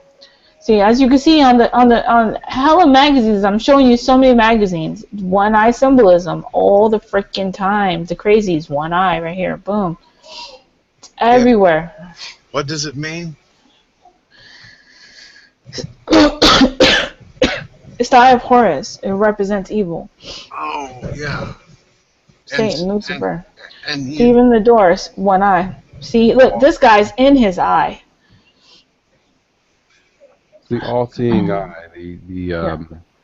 There's a lot of deep, esoteric, and mysterious occult meanings to it. But basically, it just means the eye that sees all, that watches over you, that brings that it's the top of the pyramid, if you will, the head of the capstone of the structure of power.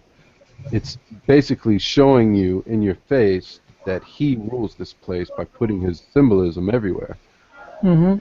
But you know, if you take a Christian theology, like you said, they call it, you know, Lucifer. They take it literally, whereas other people say, well, it's just figurative. It's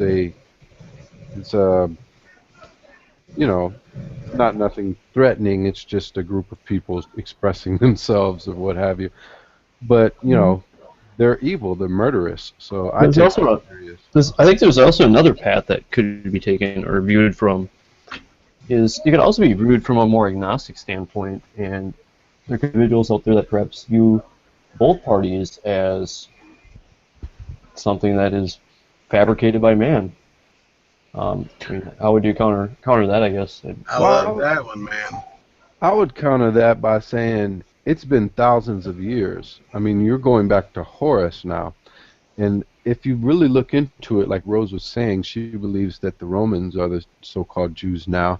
And I actually believe that if you trace the bloodlines far enough back, you'll see that the Queen of England is directly related to the pharaohs of Egypt. That would mean thousands of years, a multi-millennial conspiracy. Now, if you think that men are clever enough to maintain such an agenda over that vast amount of time, without some kind of external spiritual guidance or influence, like the Bible says, Mhm. I think, like you said, if you break it down, Occam's razor would say, simplest explanation is there's something behind the curtain pulling the strings here. Mhm. Mhm. Okay, who came first? Uh, Horus or Amen Ra? It, Are you you talking know, about the merge of them, or um, no, no, not the merge. I'm saying was Well, uh, Ra said to be Amen the father. Was Ra the new Egypt or the old Egypt? The old. Ra was the old or Yeah, Horus? Ra, and then Horus came in the new Egypt. yeah. There was two Egypts. I mean, there was a lot of things there, but I was just but here's the thing is that Horus was a sun god. Mhm. Yeah. He was the son of God, Mhm. and then but he was still a spirit, Mhm. and then Amen Ra comes along, or he's in. I guess he says Amen Ra was in the first old Egypt, and then Horus came along, and he was the sun god, just like Amen Ra. Now, here's the part where you're going to throw rotten tomatoes at me. Jesus calls himself the Amen, and Amen is at the end of the sentence, and it's capitalized. Mhm. Now, that was just I just threw that out there for food for thought. Yeah. Well, also I've looked into Amen. It means Ra, and Ra is also the sun god. So Yeah, I Horus was the figure. son of Osiris, and yeah, there's a lot of pagan sun worship attributes of Horus. And over time, people have tried to link them with Christianity, but the Bible speaks of this. Hmm. So you can tell that it's not a plagiarism by the part of Christianity. In fact, Christianity in the Old Testament rather speaks of this way before we had any interpretation of these Egyptian gods. But Horus, um, the eye of Horus is sent to represent the sun god, and it's a like I said, a reference to the illuminated ones, the ones Hmm. who hold the knowledge of this place, and the rest of us are just peons for them to Yeah. piss on. Supposedly. Right. But originally, it was the Eye of Ra in the old Yeah. Egypt. Yeah, so the pyramid on the back of the dollar bill with the eye symbolism goes back to Egypt. So you have the number 3. So that's solar worship, right? So the Illuminati believe they are rooted with Atlantis, right? You ever heard about that? And the people of Atlantis were sun worshippers, right? So we have the black sun, the dark sun, and it's also occult in nature as well. Yeah. Mm. So you got that song from Soundgarden, Black Hole Sun, Won't You Come? That's very Satan. That's very evil song. Right. Black sun, dark sun. It's the eye in the sky. Kind of So. like how, there's a with the flat Earth theory, how they theorize that there's an extra dark sun out there. Mm-hmm. Yep. Like some of the eclipses and things, and that these people know this, the Masons and things. Mm-hmm. Oh, absolutely. It So goes further back than that. Like I'm going way back to Atlantis. I guess I'm not familiar with the. They really think they're rooted into that generational pole. Yeah, I believe it. Yeah. I guess I've heard the flat Earth theory, but I didn't hear I heard of the black sun, something like that. I'm not familiar at all with this. Mm. There's something. Is that like another theory or?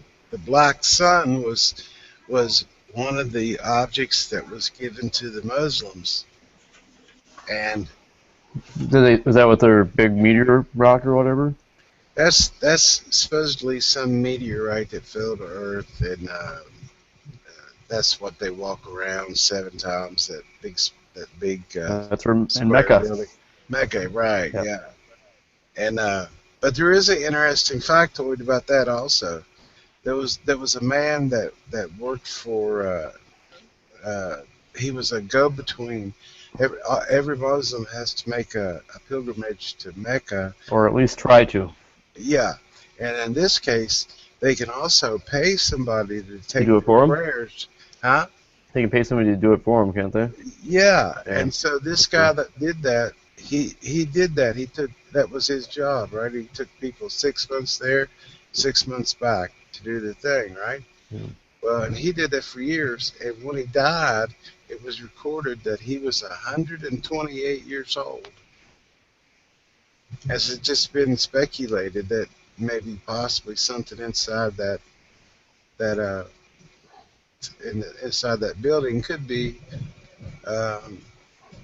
something else. Yeah, but based on what exists that is observable on this planet right now, I have never seen or I've never heard of anything that could possibly do that with that little of interaction.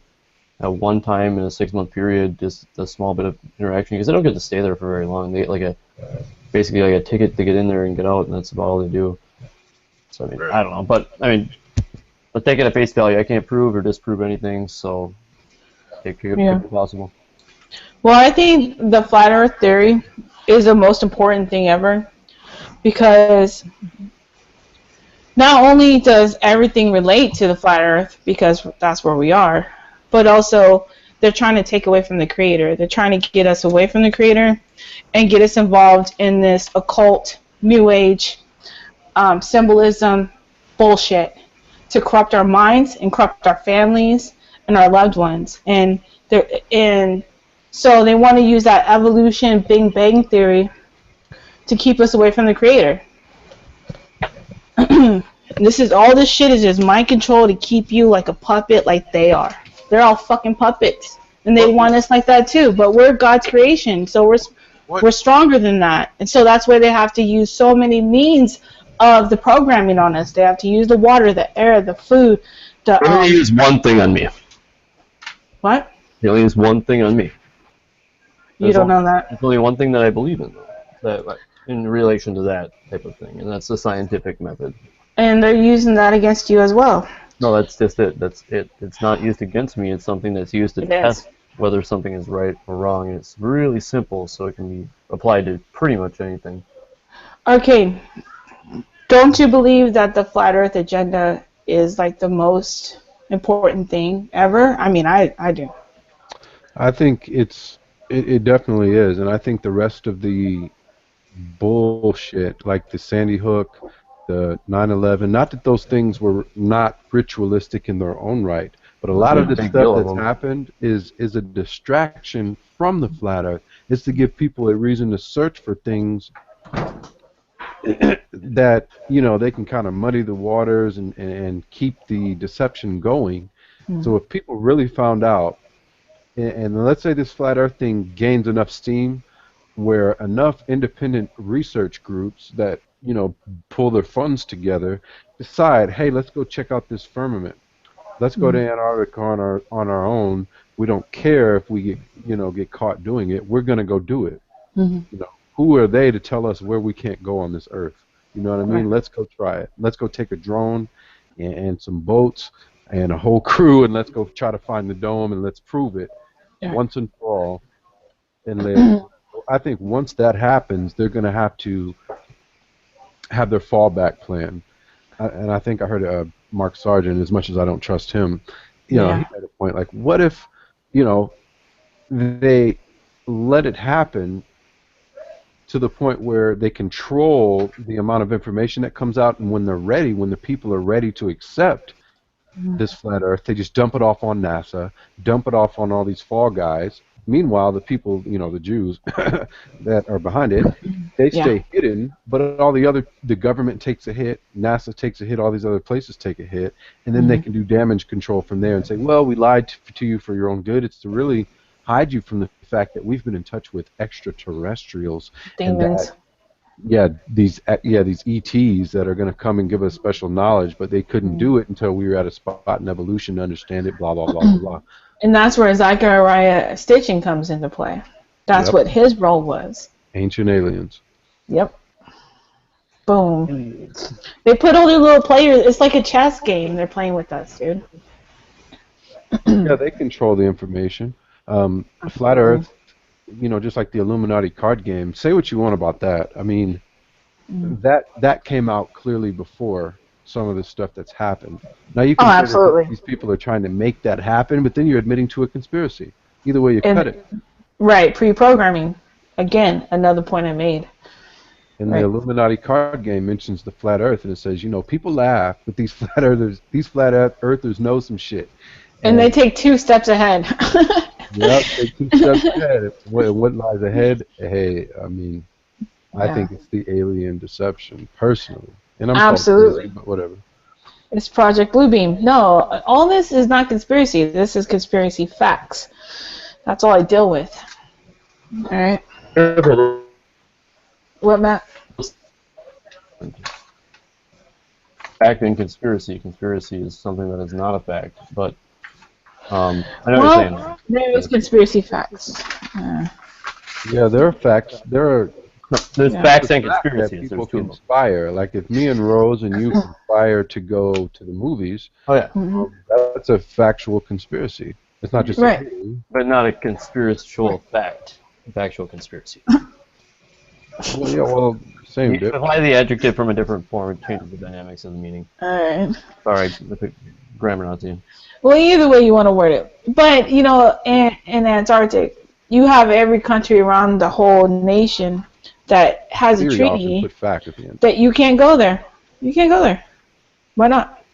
If I had $6 million, $50 million, and I want to get a fucking ship and I want to take my friends down to Antarctic, why can't I? Why do I have to have a military fucking Yeah, that you can't do. You gotta like fly there from Argentina. I had a roommate that went there. You don't even get to go. You can't go to the Antarctic. He went to Antarctica. Bullshit. There is no Antarctic. The Antarctic is around us, not below us. There is no.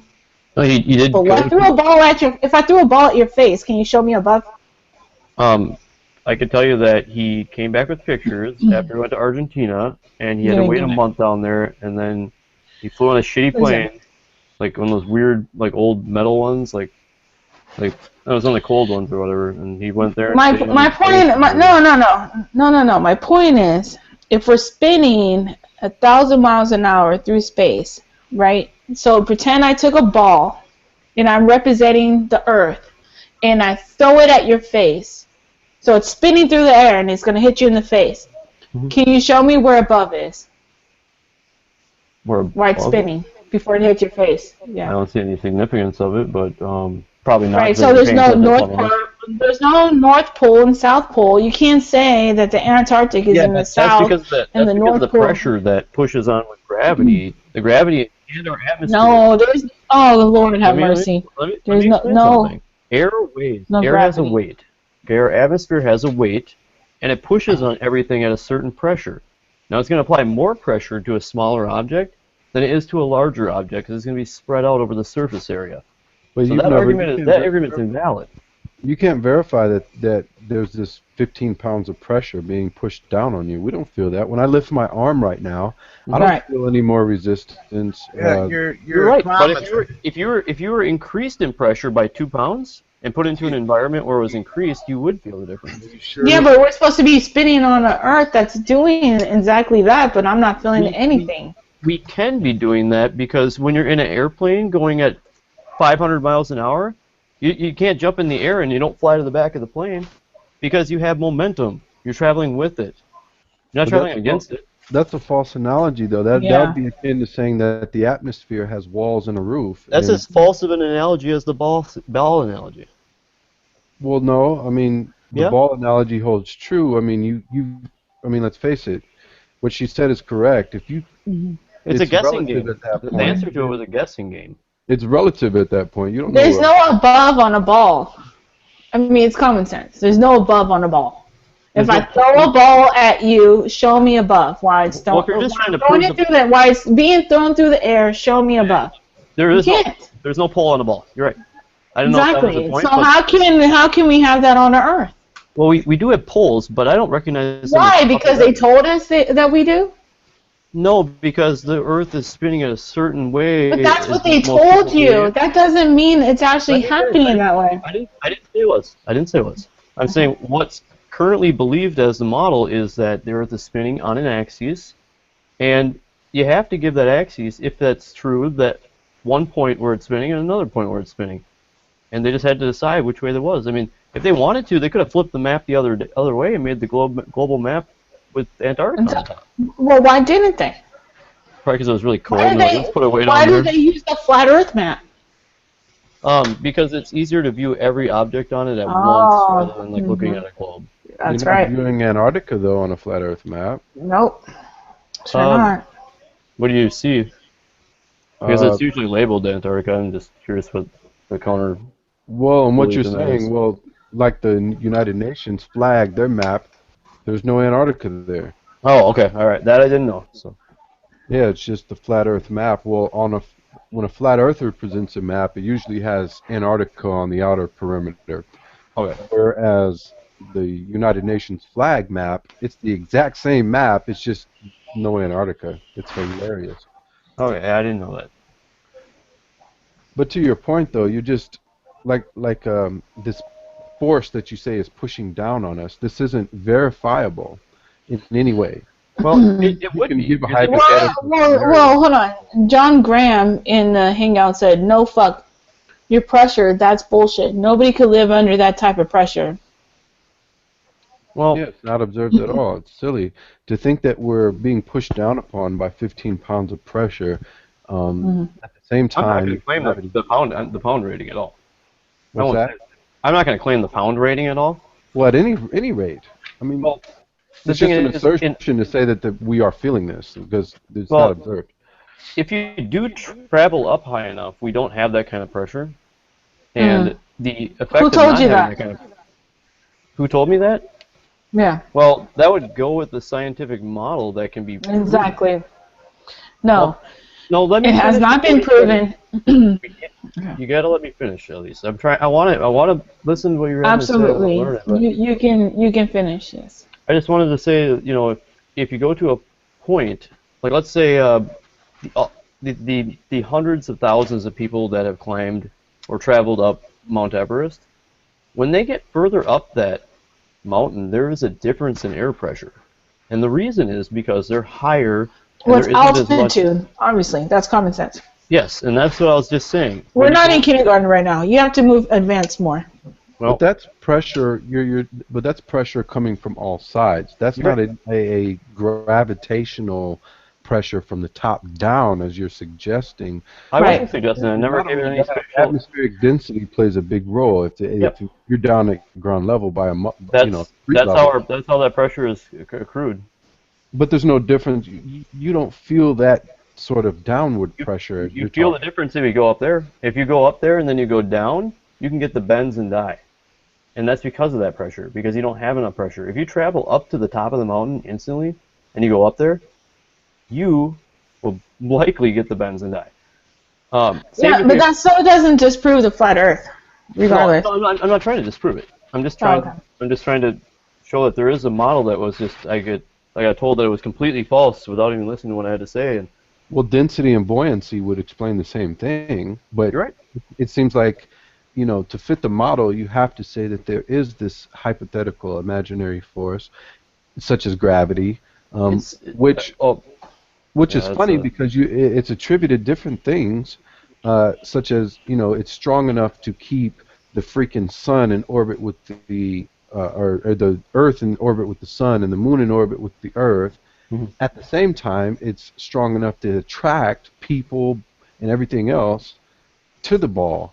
It's Mhm. attributed to different forces for which none of it can be verified Yeah. that it's either. It's just Well, asserted. I gotta agree with you. When you talk about gravity in that sense, it's like I can't prove gravity. Nobody can.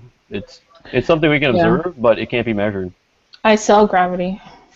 I mean, Well, you can't even say you observe gravity. You just well, observe. I've observed the effects of it. Well, you can't even say that. That would just be Like I begging can. the question. Well, check this out. I'll do the experiment real quick. You observe the But effects that's of it.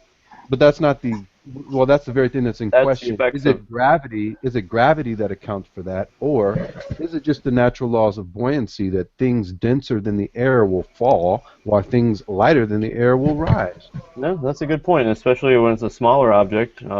I guess you had a point there. When it's a smaller object, there's really no way to say that either one could be a better suggestion than the other. But I mean, Dude, when you granted, you think can't. about it, on a flat plane, if the Earth is a flat plane, there's no need for gravity because up is actually up and down is down, and Yeah. things that are denser.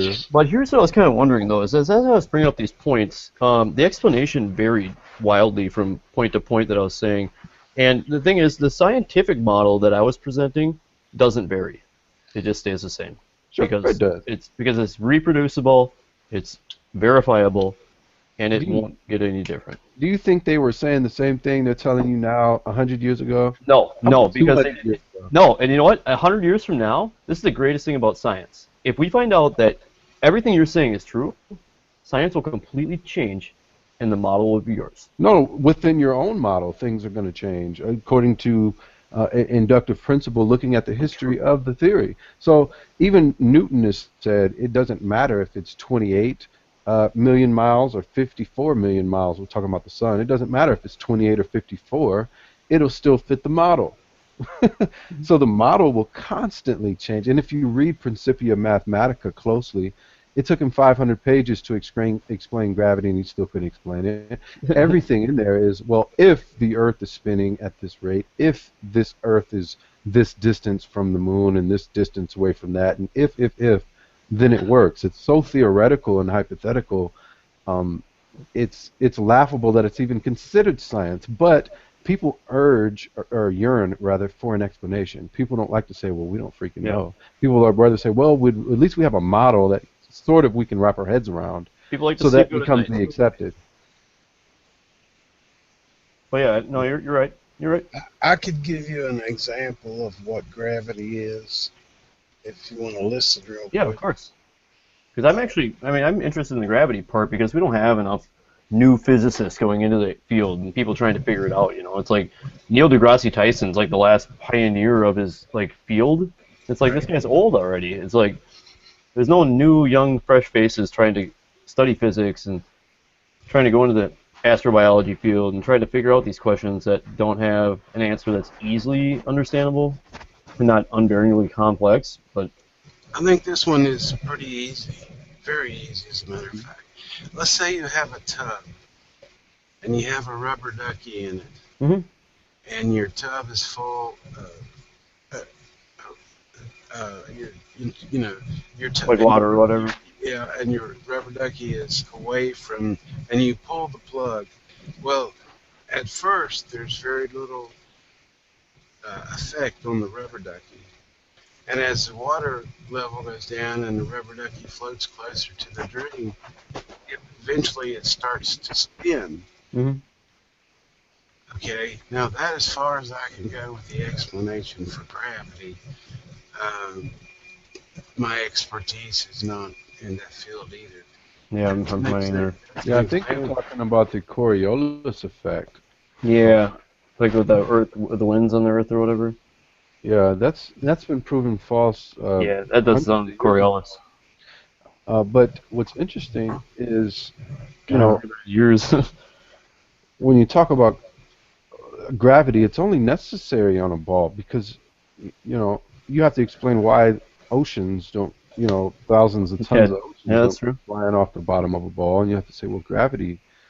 But there's so many questions to be raised and that have been raised throughout the centuries of the so-called force. But the model takes precedence over the facts most of the time in science. So it just depends, man. Like, well, yeah, I mean, there's a lot of times there's never any for real facts in science, but I mean, that's not the point of science. The point of science is to give an explanation for something based on what we can observe. So it might not be factual, it might not be exactly perfect, but based on the evidence collected, based on the reproducible measurements, or based on what you can see and observe and do time and time again, you will be able to produce the same results. And that's what it is. It's an acceptance of an explanation, but it doesn't necessarily have to be proven to be a theoretical theory, a theory that is acceptable, I guess. But when evidence comes to light that completely refutes the theory, you have to kind of wonder. Like the other day, somebody posted the dude that has the record for the highest amateur rocket into space. He showed. How high did he get? 73 miles. Jesus. Is that legal to do that, you think? Yeah, it's legal. Oh, okay.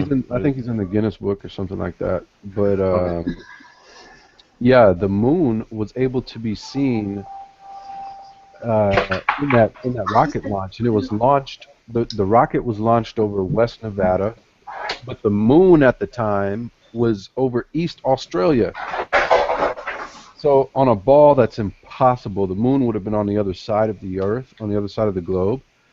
Wouldn't have been able to be seen from West Nevada, period, like at all. So it was seen clear as day, and to me that's irrefutable proof. Now, are you willing to abandon the whole model because there's evidence that contradicts it, or are you are you going to hold tough? Oh yeah, I mean, I would abandon the whole model if there was evidence, but it'd have to be collective, it'd have to be demonstrable. I mean, you have to be able to do that like continually. If you did that continually for a year, or every time the moon is in that place or in that general area, and then tried it in a few other positions just to see like maybe the opposite like side of it, but still the same amount of degrees given the current model.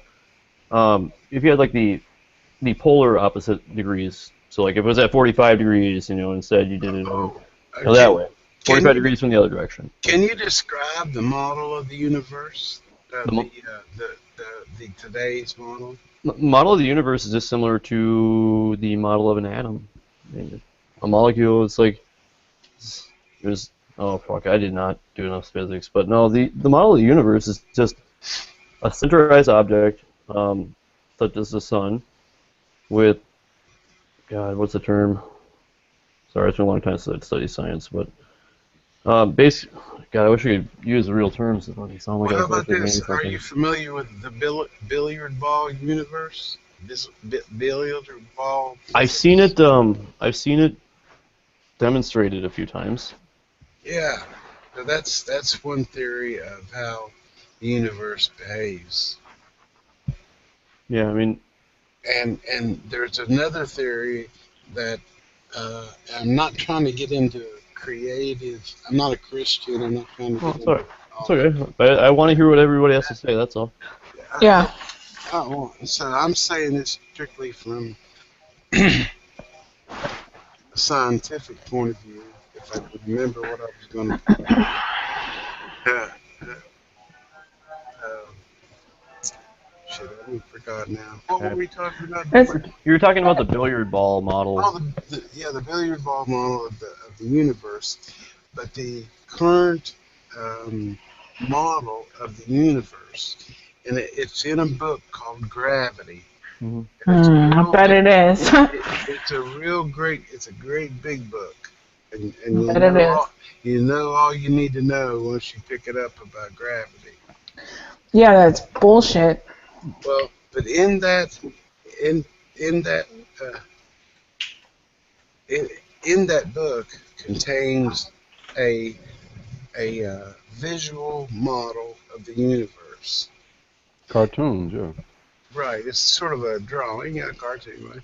And you got a guy blowing up a balloon with pennies glued to it, and he's blowing the balloon up, and the pennies are moving further away.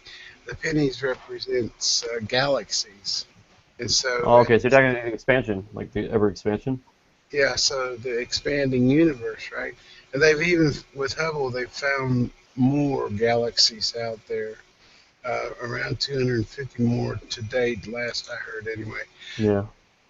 So, um, Yeah, it's just funny how all of these high-powered telescopes, supposedly being Wait. way out in the galaxy, are owned by these government-funded and organizations like NASA and the Hubble and all these. I mean, they're not gonna be There's owned by only PBS one though. so-called private. There's only one so-called private A telescope that study. can even see as far enough to see what these guys are talking about out there. So I take that with a grain of salt as well. I Yeah. mean, we can't verify any of that. But I mean, a lot of these telescopes, they aren't looking through glass. They're not looking through glass refractors. They're can't verify what that oh there's yeah, that there's Deep new space, in other deep words, we can't spacers, verify deep space at all. It's a just yeah. like the and Red Hot Chili Peppers said, space may be the final frontier, but it's made in a Hollywood basement. now wait a minute.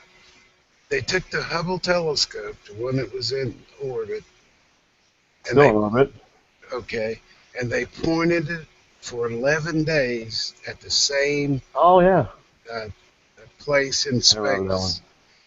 Yeah, I was and following it. I was following it. they discovered 250 more galaxies through that technique. Yeah, So they layered the photos and then they merged them basically.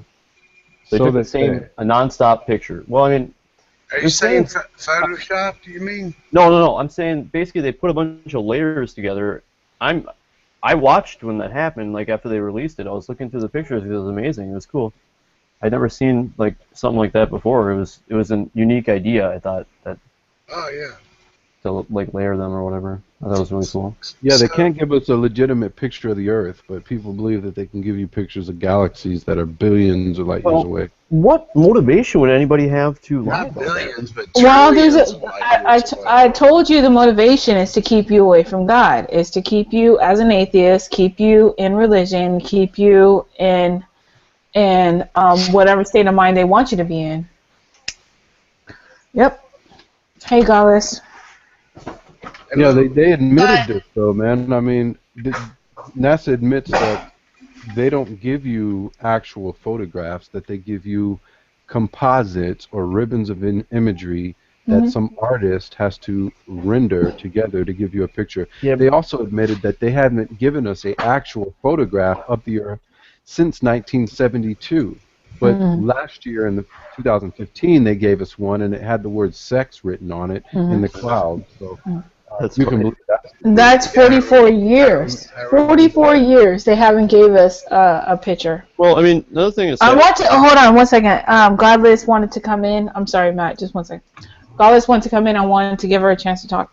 Hi, I've been going to Audios Hangouts for a couple months, and everybody, I think, Rose, we vary wildly in our positions, but everybody keeps telling me that me and you are just alike because I think they all think we're crazy. Yeah. You guys Yeah. Well, we both know we're not crazy, Godless, right? Right. Right. So they can go fuck off. Kind of alike, though. I ain't gonna lie. Well, I don't think we agree with each other, though. No, but you guys sound alike. I thought you guys were the same person once, and that freaked me out. Yeah, I think our voices sound similar, don't they? Yeah. I guess. So you think ISIS is fake? ISIS is CIA. United Why States do you think they're... Western. It's Western Empire. What's their motive? To establish a new world order. If you really want to know the truth, yeah. I know cliche it sounds now from, everybody saying new world order, but it's true. They want one religion, one economics, one president over the whole so-called nation, right? ISIS is what religion do they want? Luciferian. Lucifer. Reason to just the light barrier. Well, I needed a reason to invade Iraq and Afghanistan. Somebody that's like just an observer, like not. This is all new to me. I want to say like if somebody's gonna, it's taken so many thousands of years for the religions that are currently in place to establish themselves. There is no fucking way that another religion can just pop out of nowhere and just manifest itself and take over. It's not popping out of nowhere. It's been here the whole time. Yeah, I just want to give Gladys a couple more minutes because at least she's coming in here. Yeah, and she wants to ask questions. Go ahead. Oh well, I just want to observe. I guess I want to hear about the flat Earth. Well, do you have anything to say about that? Well, I mean, I'm familiar with it, so. So how familiar are you? Well, I can say what I know. Go ahead. I mean, I think there's a couple different. I mean, it varies a little among different flat earthers, but so the North Pole is in the middle. The Earth is a flat disk, right? And then the Antarctica is an icy outer ring. And if you try to walk across Antarctica, which you should be able to do if the Earth is round, the government is there to kill you. Or stop you. Or turn you around, or say, hey, you're lost, or turn on their kind of like that magnetic system that's in Bermuda, where the airplanes go over and they get lost. They control the weather, so even if you went out there, they can fuck your shit up, turn your fucking whole system down, turn your boat off, no electronics, fuck up your whole compass, make you get lost.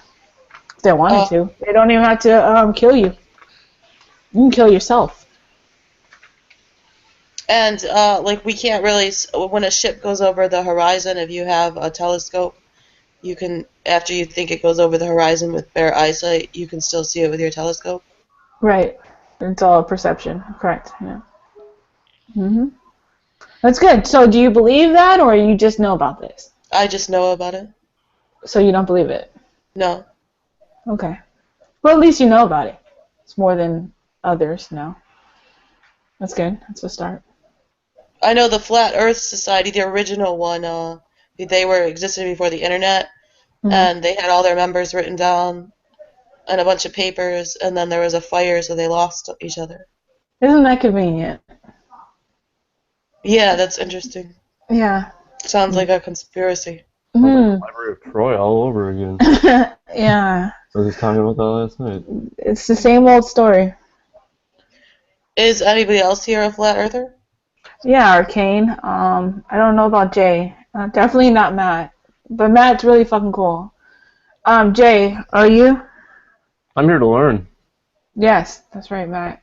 Awesome. Jay?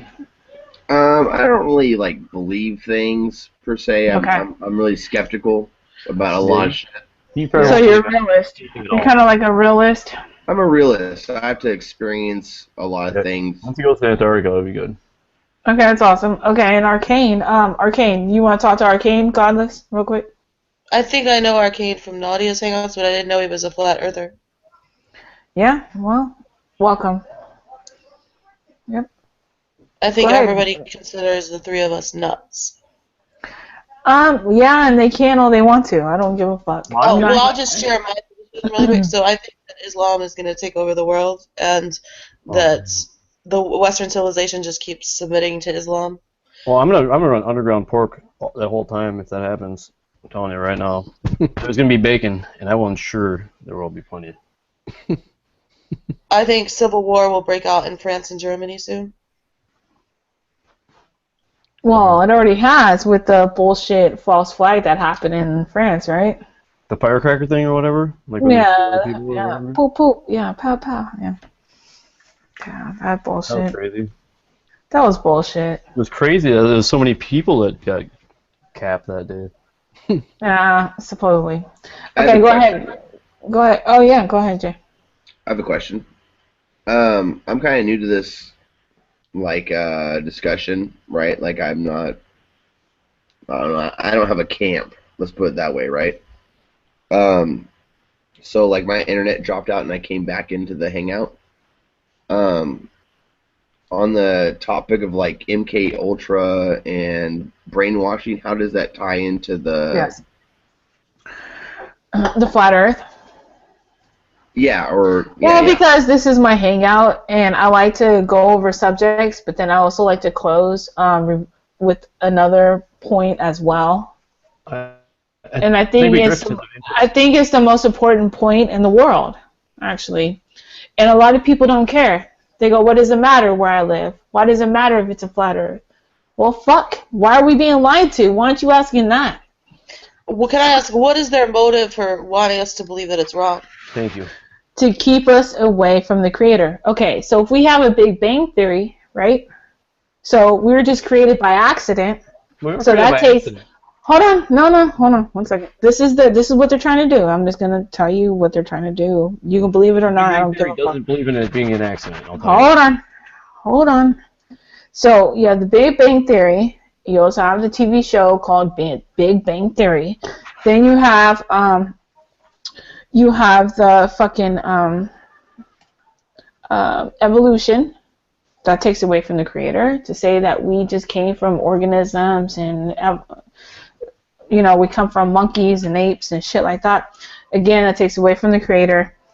Yeah, it does play together. I mean, I'm not saying it all goes together. You have to look for the truth within these things. But a lot of people look at one thing: Big Bang Theory, evolution. We're an accident. There's no God. Well, that's what they're trying to do. That's what they want to do to us. And it sounds so stupid because it is stupid because that's what they're doing. Wait, I can understand the Big Bang Theory and evolution taking away from the Creator, but how does denying the flat Earth take away from it? Okay, because if there is a flat Earth and there is the firmament and there is the sun and the moon and the stars inside our atmosphere, you cannot deny the Creator. So for you to not believe in the Creator, I'm going to tell you that you're flying through space 1,000 miles an hour and the sun and all these planets are rotating around you, and evolution, you're an accident. Because the flat Earth, you cannot deny. That is a creation. You can't fucking deny that if there's a firmament over us and all that shit is in our atmosphere, you can't deny the Creator. You can't. So by denying the flat Earth is denying the Creator. Absolutely 100%. So wait, there's a dome over us, is that right? The firmament, it's in the Bible. Oh, firmament is the name for the dome? It's called the firmament, yeah. I mean, what's outside that? The heavens, the waters above the waters. Arcane, you want to come in? Yeah, the firmament is basically in the Bible is described as basically the dome over the earth, and the sun and the moon and the stars are within it. So, Yeah, I mean, like Rose said, if we find out that we're basically in a terrarium, like a planetarium, instead of Yes. like a speck of dust flying through space in the middle of nowhere, Yes. the emphasis is put on us as the center of creation and not just some random speck of dust. So, And what's their motive for wanting us to deny the Creator?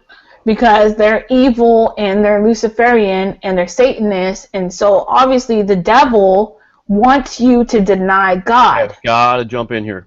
I got to jump Well, in. hold on. And the biggest illusion the devil ever done is to convince people he doesn't exist. At the same time, trying to convince you your God and your Creator does not exist. Well, I'm not going to do any of that. It goes way deeper than this is the basics. We're gonna go further into other shit. I mean, this is just the basics. Goes way deeper. Well, I don't want Good to questions though, discredit. Goddess. Keep on, Godless. Keep on going. I don't want to discredit anybody. I just wanted to bring one thing forward. I mentioned this last night, actually, in a completely off-topic thing. Is that you're saying they're doing it because they're evil, but evil is kind of relative, I guess you could say, if you're not looking at it if you're looking at face value, it could be relative. But the thing is, you don't know. How do you know what you're doing is not evil versus what other people are doing is evil? Hold on a second. No, I'm saying the inversion factor. Come on, no. It's common sense. It's called common sense. It's not. It is common. It is common sense, and it's very clear and accurate. How it's common sense? It's very common sense. It is common sense. It is common sense. When they if you're never taught something, if you're never taught something, you don't have what's called common sense. Well, I've been taught a lot.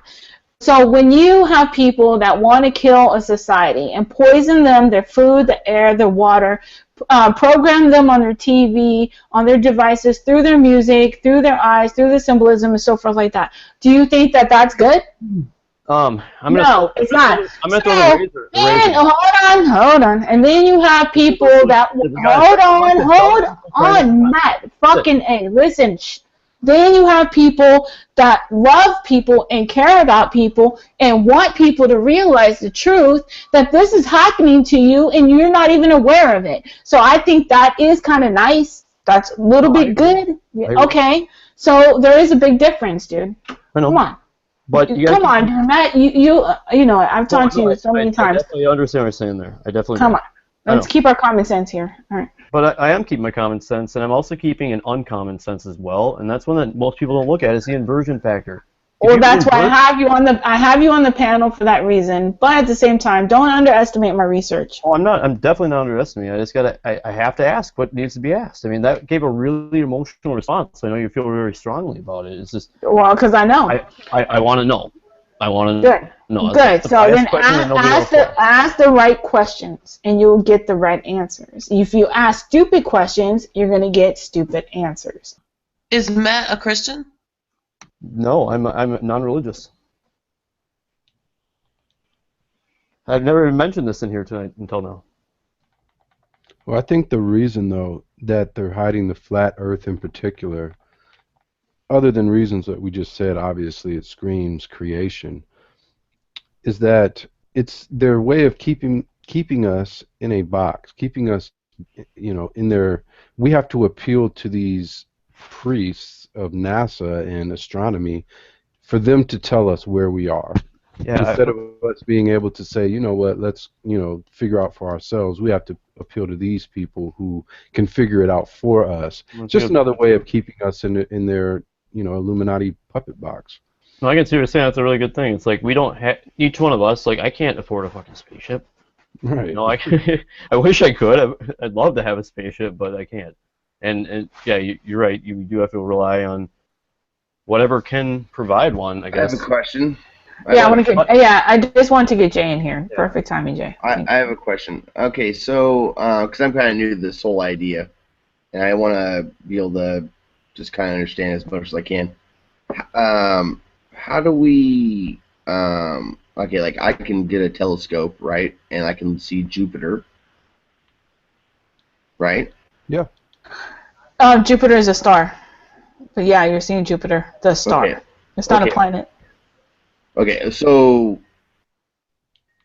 I'm just trying to get a grasp of this. So what you guys are proposing is like essentially a religious-based belief system.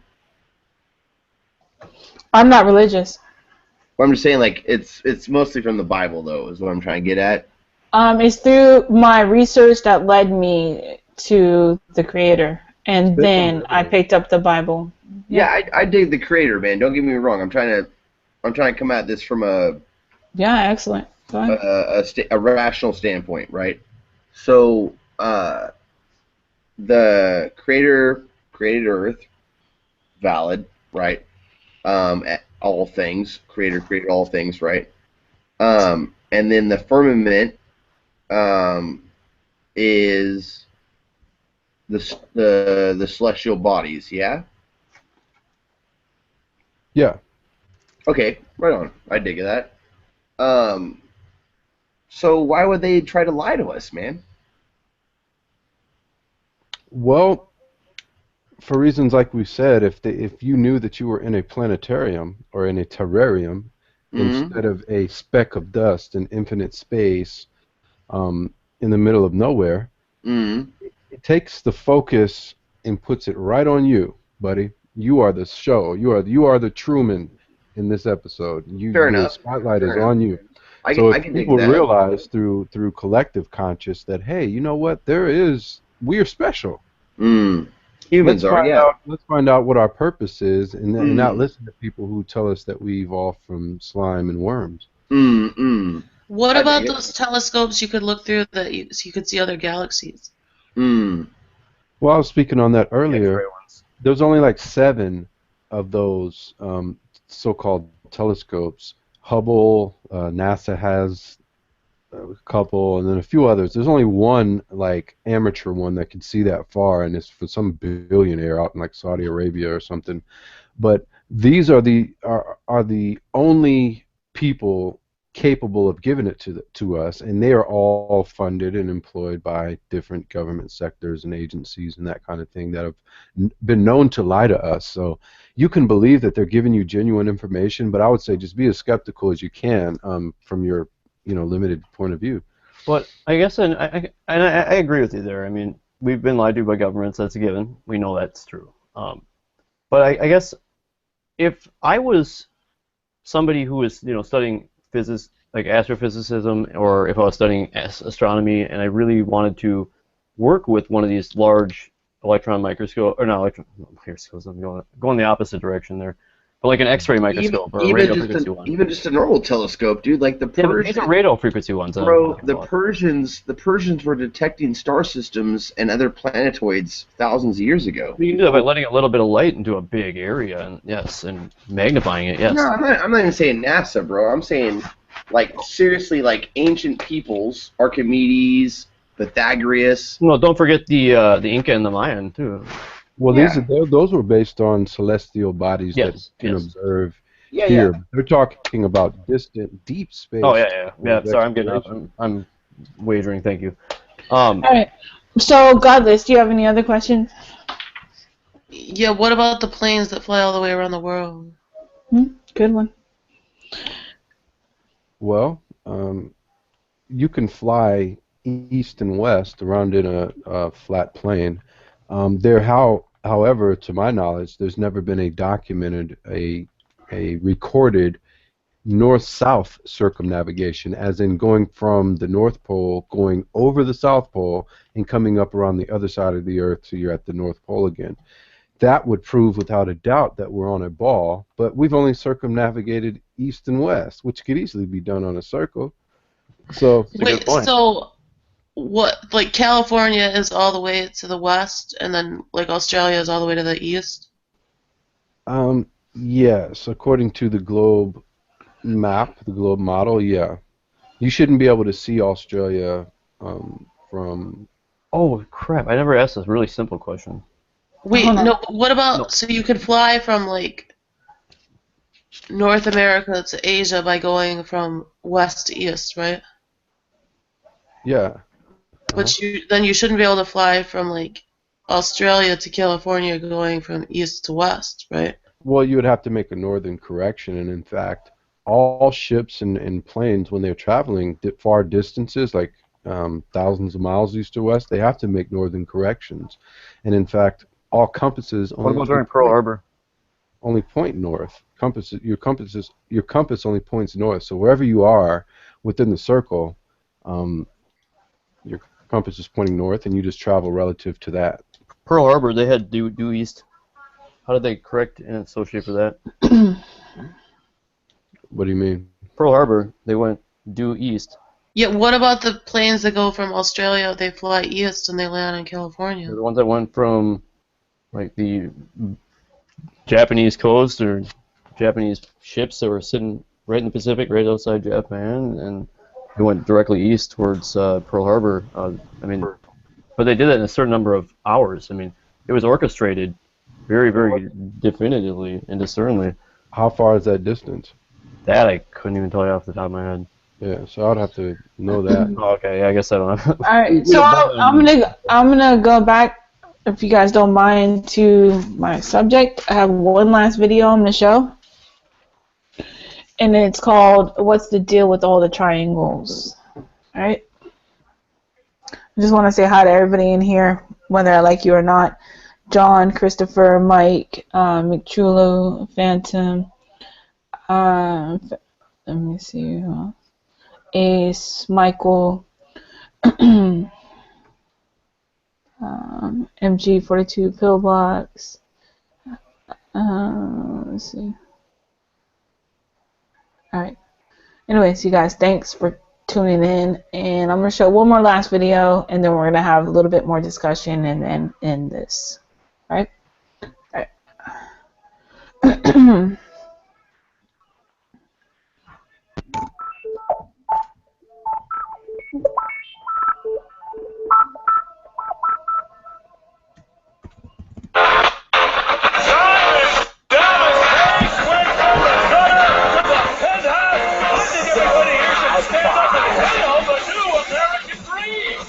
Now, while you're watching this, look for the symbolism of the triangle, of the eye, of the pyramid, and so forth, alright? Like what we just went over earlier in this broadcast. Has arrived to Nitro! I think everybody here should stand up and hail the new American dream! Diamond Dallas, he eats, sleeps, and drinks wrestling. The Lord operates! Selling hot dogs! Looking better than ever! The Diamond Man! Diamond Dallas Page! Hey, it's guys! What's this? That's the Diamond. What does that mean?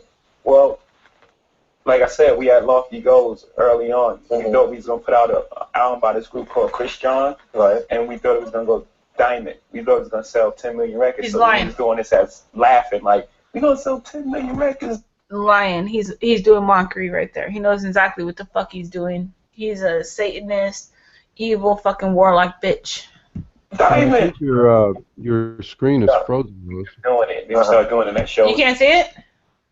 It's lagging really bad. That's Jay-Z. It should be Maybe fine. it's just me.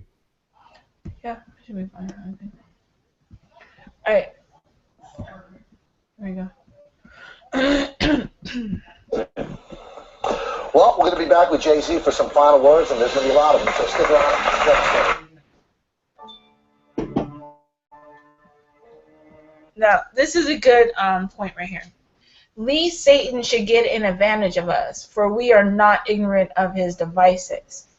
2 Corinthians 2:11. King James Version.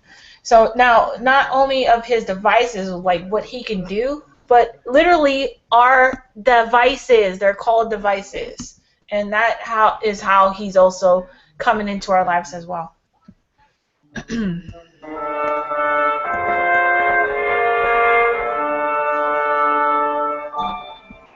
In December of 2005, Diamond Dallas Page sued Jay-Z for trademark and copyright infringement of his diamond cutter gesture, which he had supposedly copyrighted back in 1996.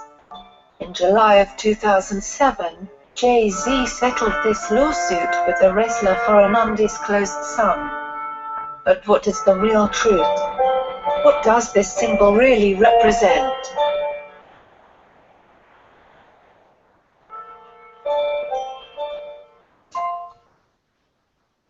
Are they aboard? Scotty, are they aboard? Aye, Captain.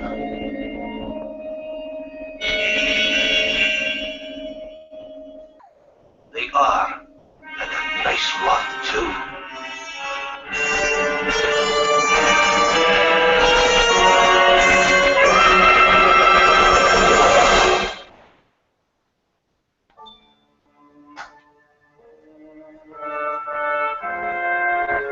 The triangle. It is a powerful occult symbol, layered with multiple meanings. These symbols surround us, often hidden in plain sight, as a subtle signal to those with eyes to see, of their allegiance to the New World Order. It also has different meanings, depending on how it is used, and whether it is pointing up or down.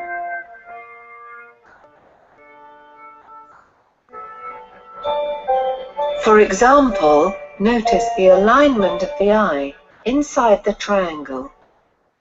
This is no accident, but a visual representation of the all-seeing eye of Horus that floats atop the pyramid, on the back of every dollar bill.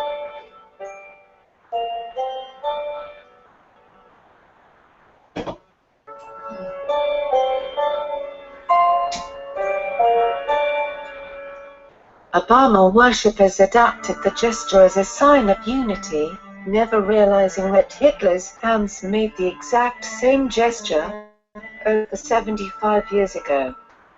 He also used this gesture as a supposed sign of unity.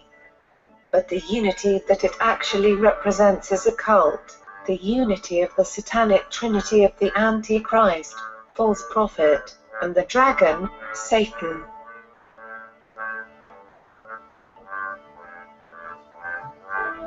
The triangle is a Masonic symbol as well, that traces all the way back to Kabbalah, as it was practiced in ancient Babylon. It is taught in both Kabbalah and Freemasonry that the prophet Enoch was given the supposed secret sacred name, the Tetragrammaton, and inscribed it on a triangular golden plate. According to Masonic legend, he then hid it underground on Mount Moriah, which is the site where Solomon's temple was subsequently built. This is one of the reasons why the Freemasons, to this day, are so interested in the temple, and in seeing that it gets rebuilt.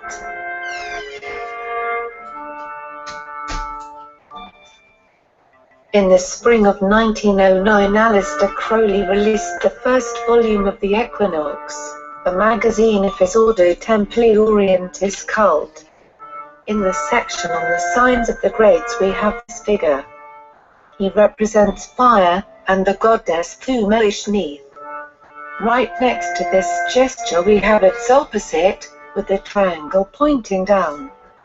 It represents water and the goddess Orava.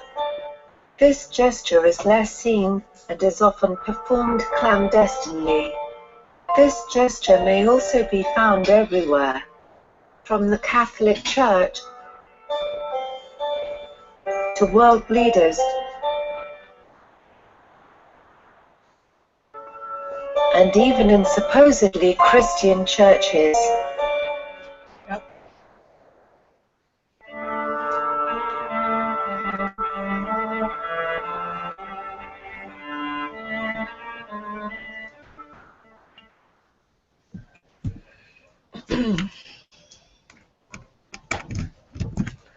As you can see, it goes very deep.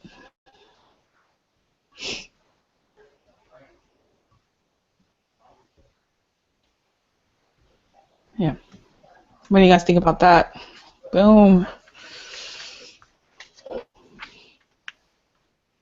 It goes back to what I was talking about, the Kabbalah, Satanism, Luciferianism, everything back Egyptian. Yeah, everything we talked about from the beginning. It just like wrapped it all up and explained it, how it all goes together.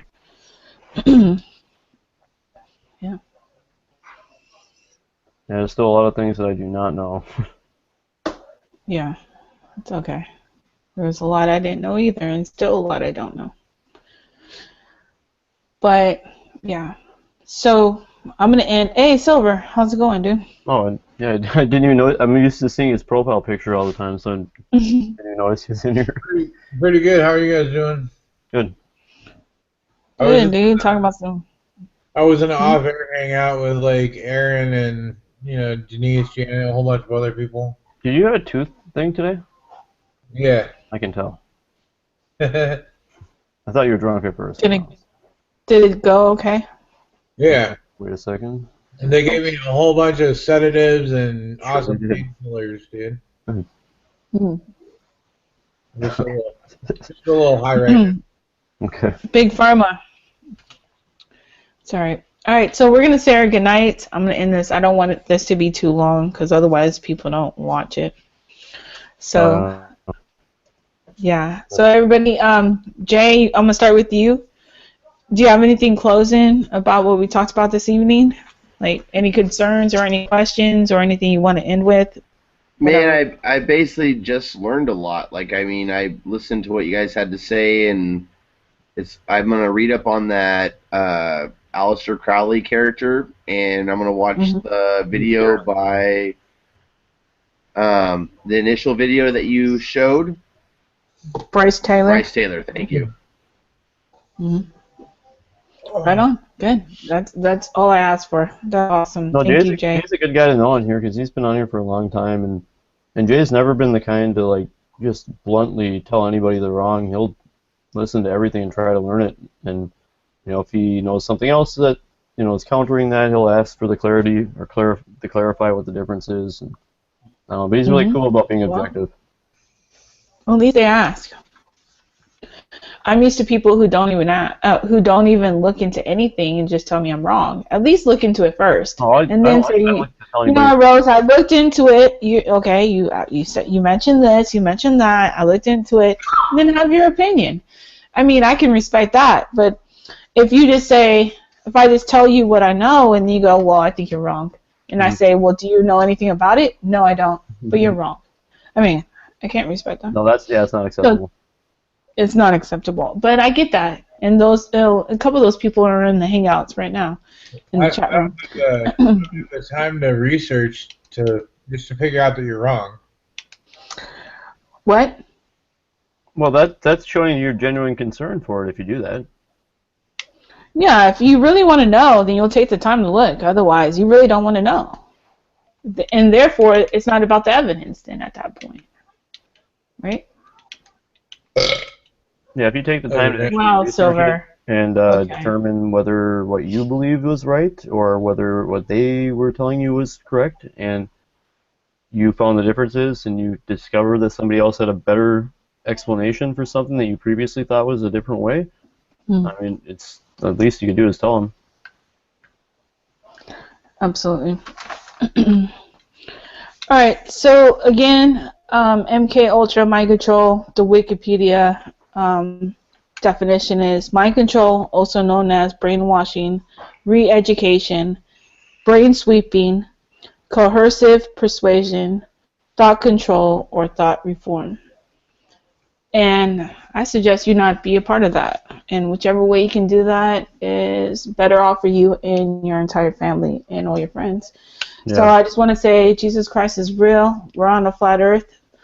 The sooner you realize it, the better. And I want to thank you, everybody who participated in tonight's discussion. All right? And everybody who was in the chat room and anybody who's going to listen, I love you. God bless you. Good night.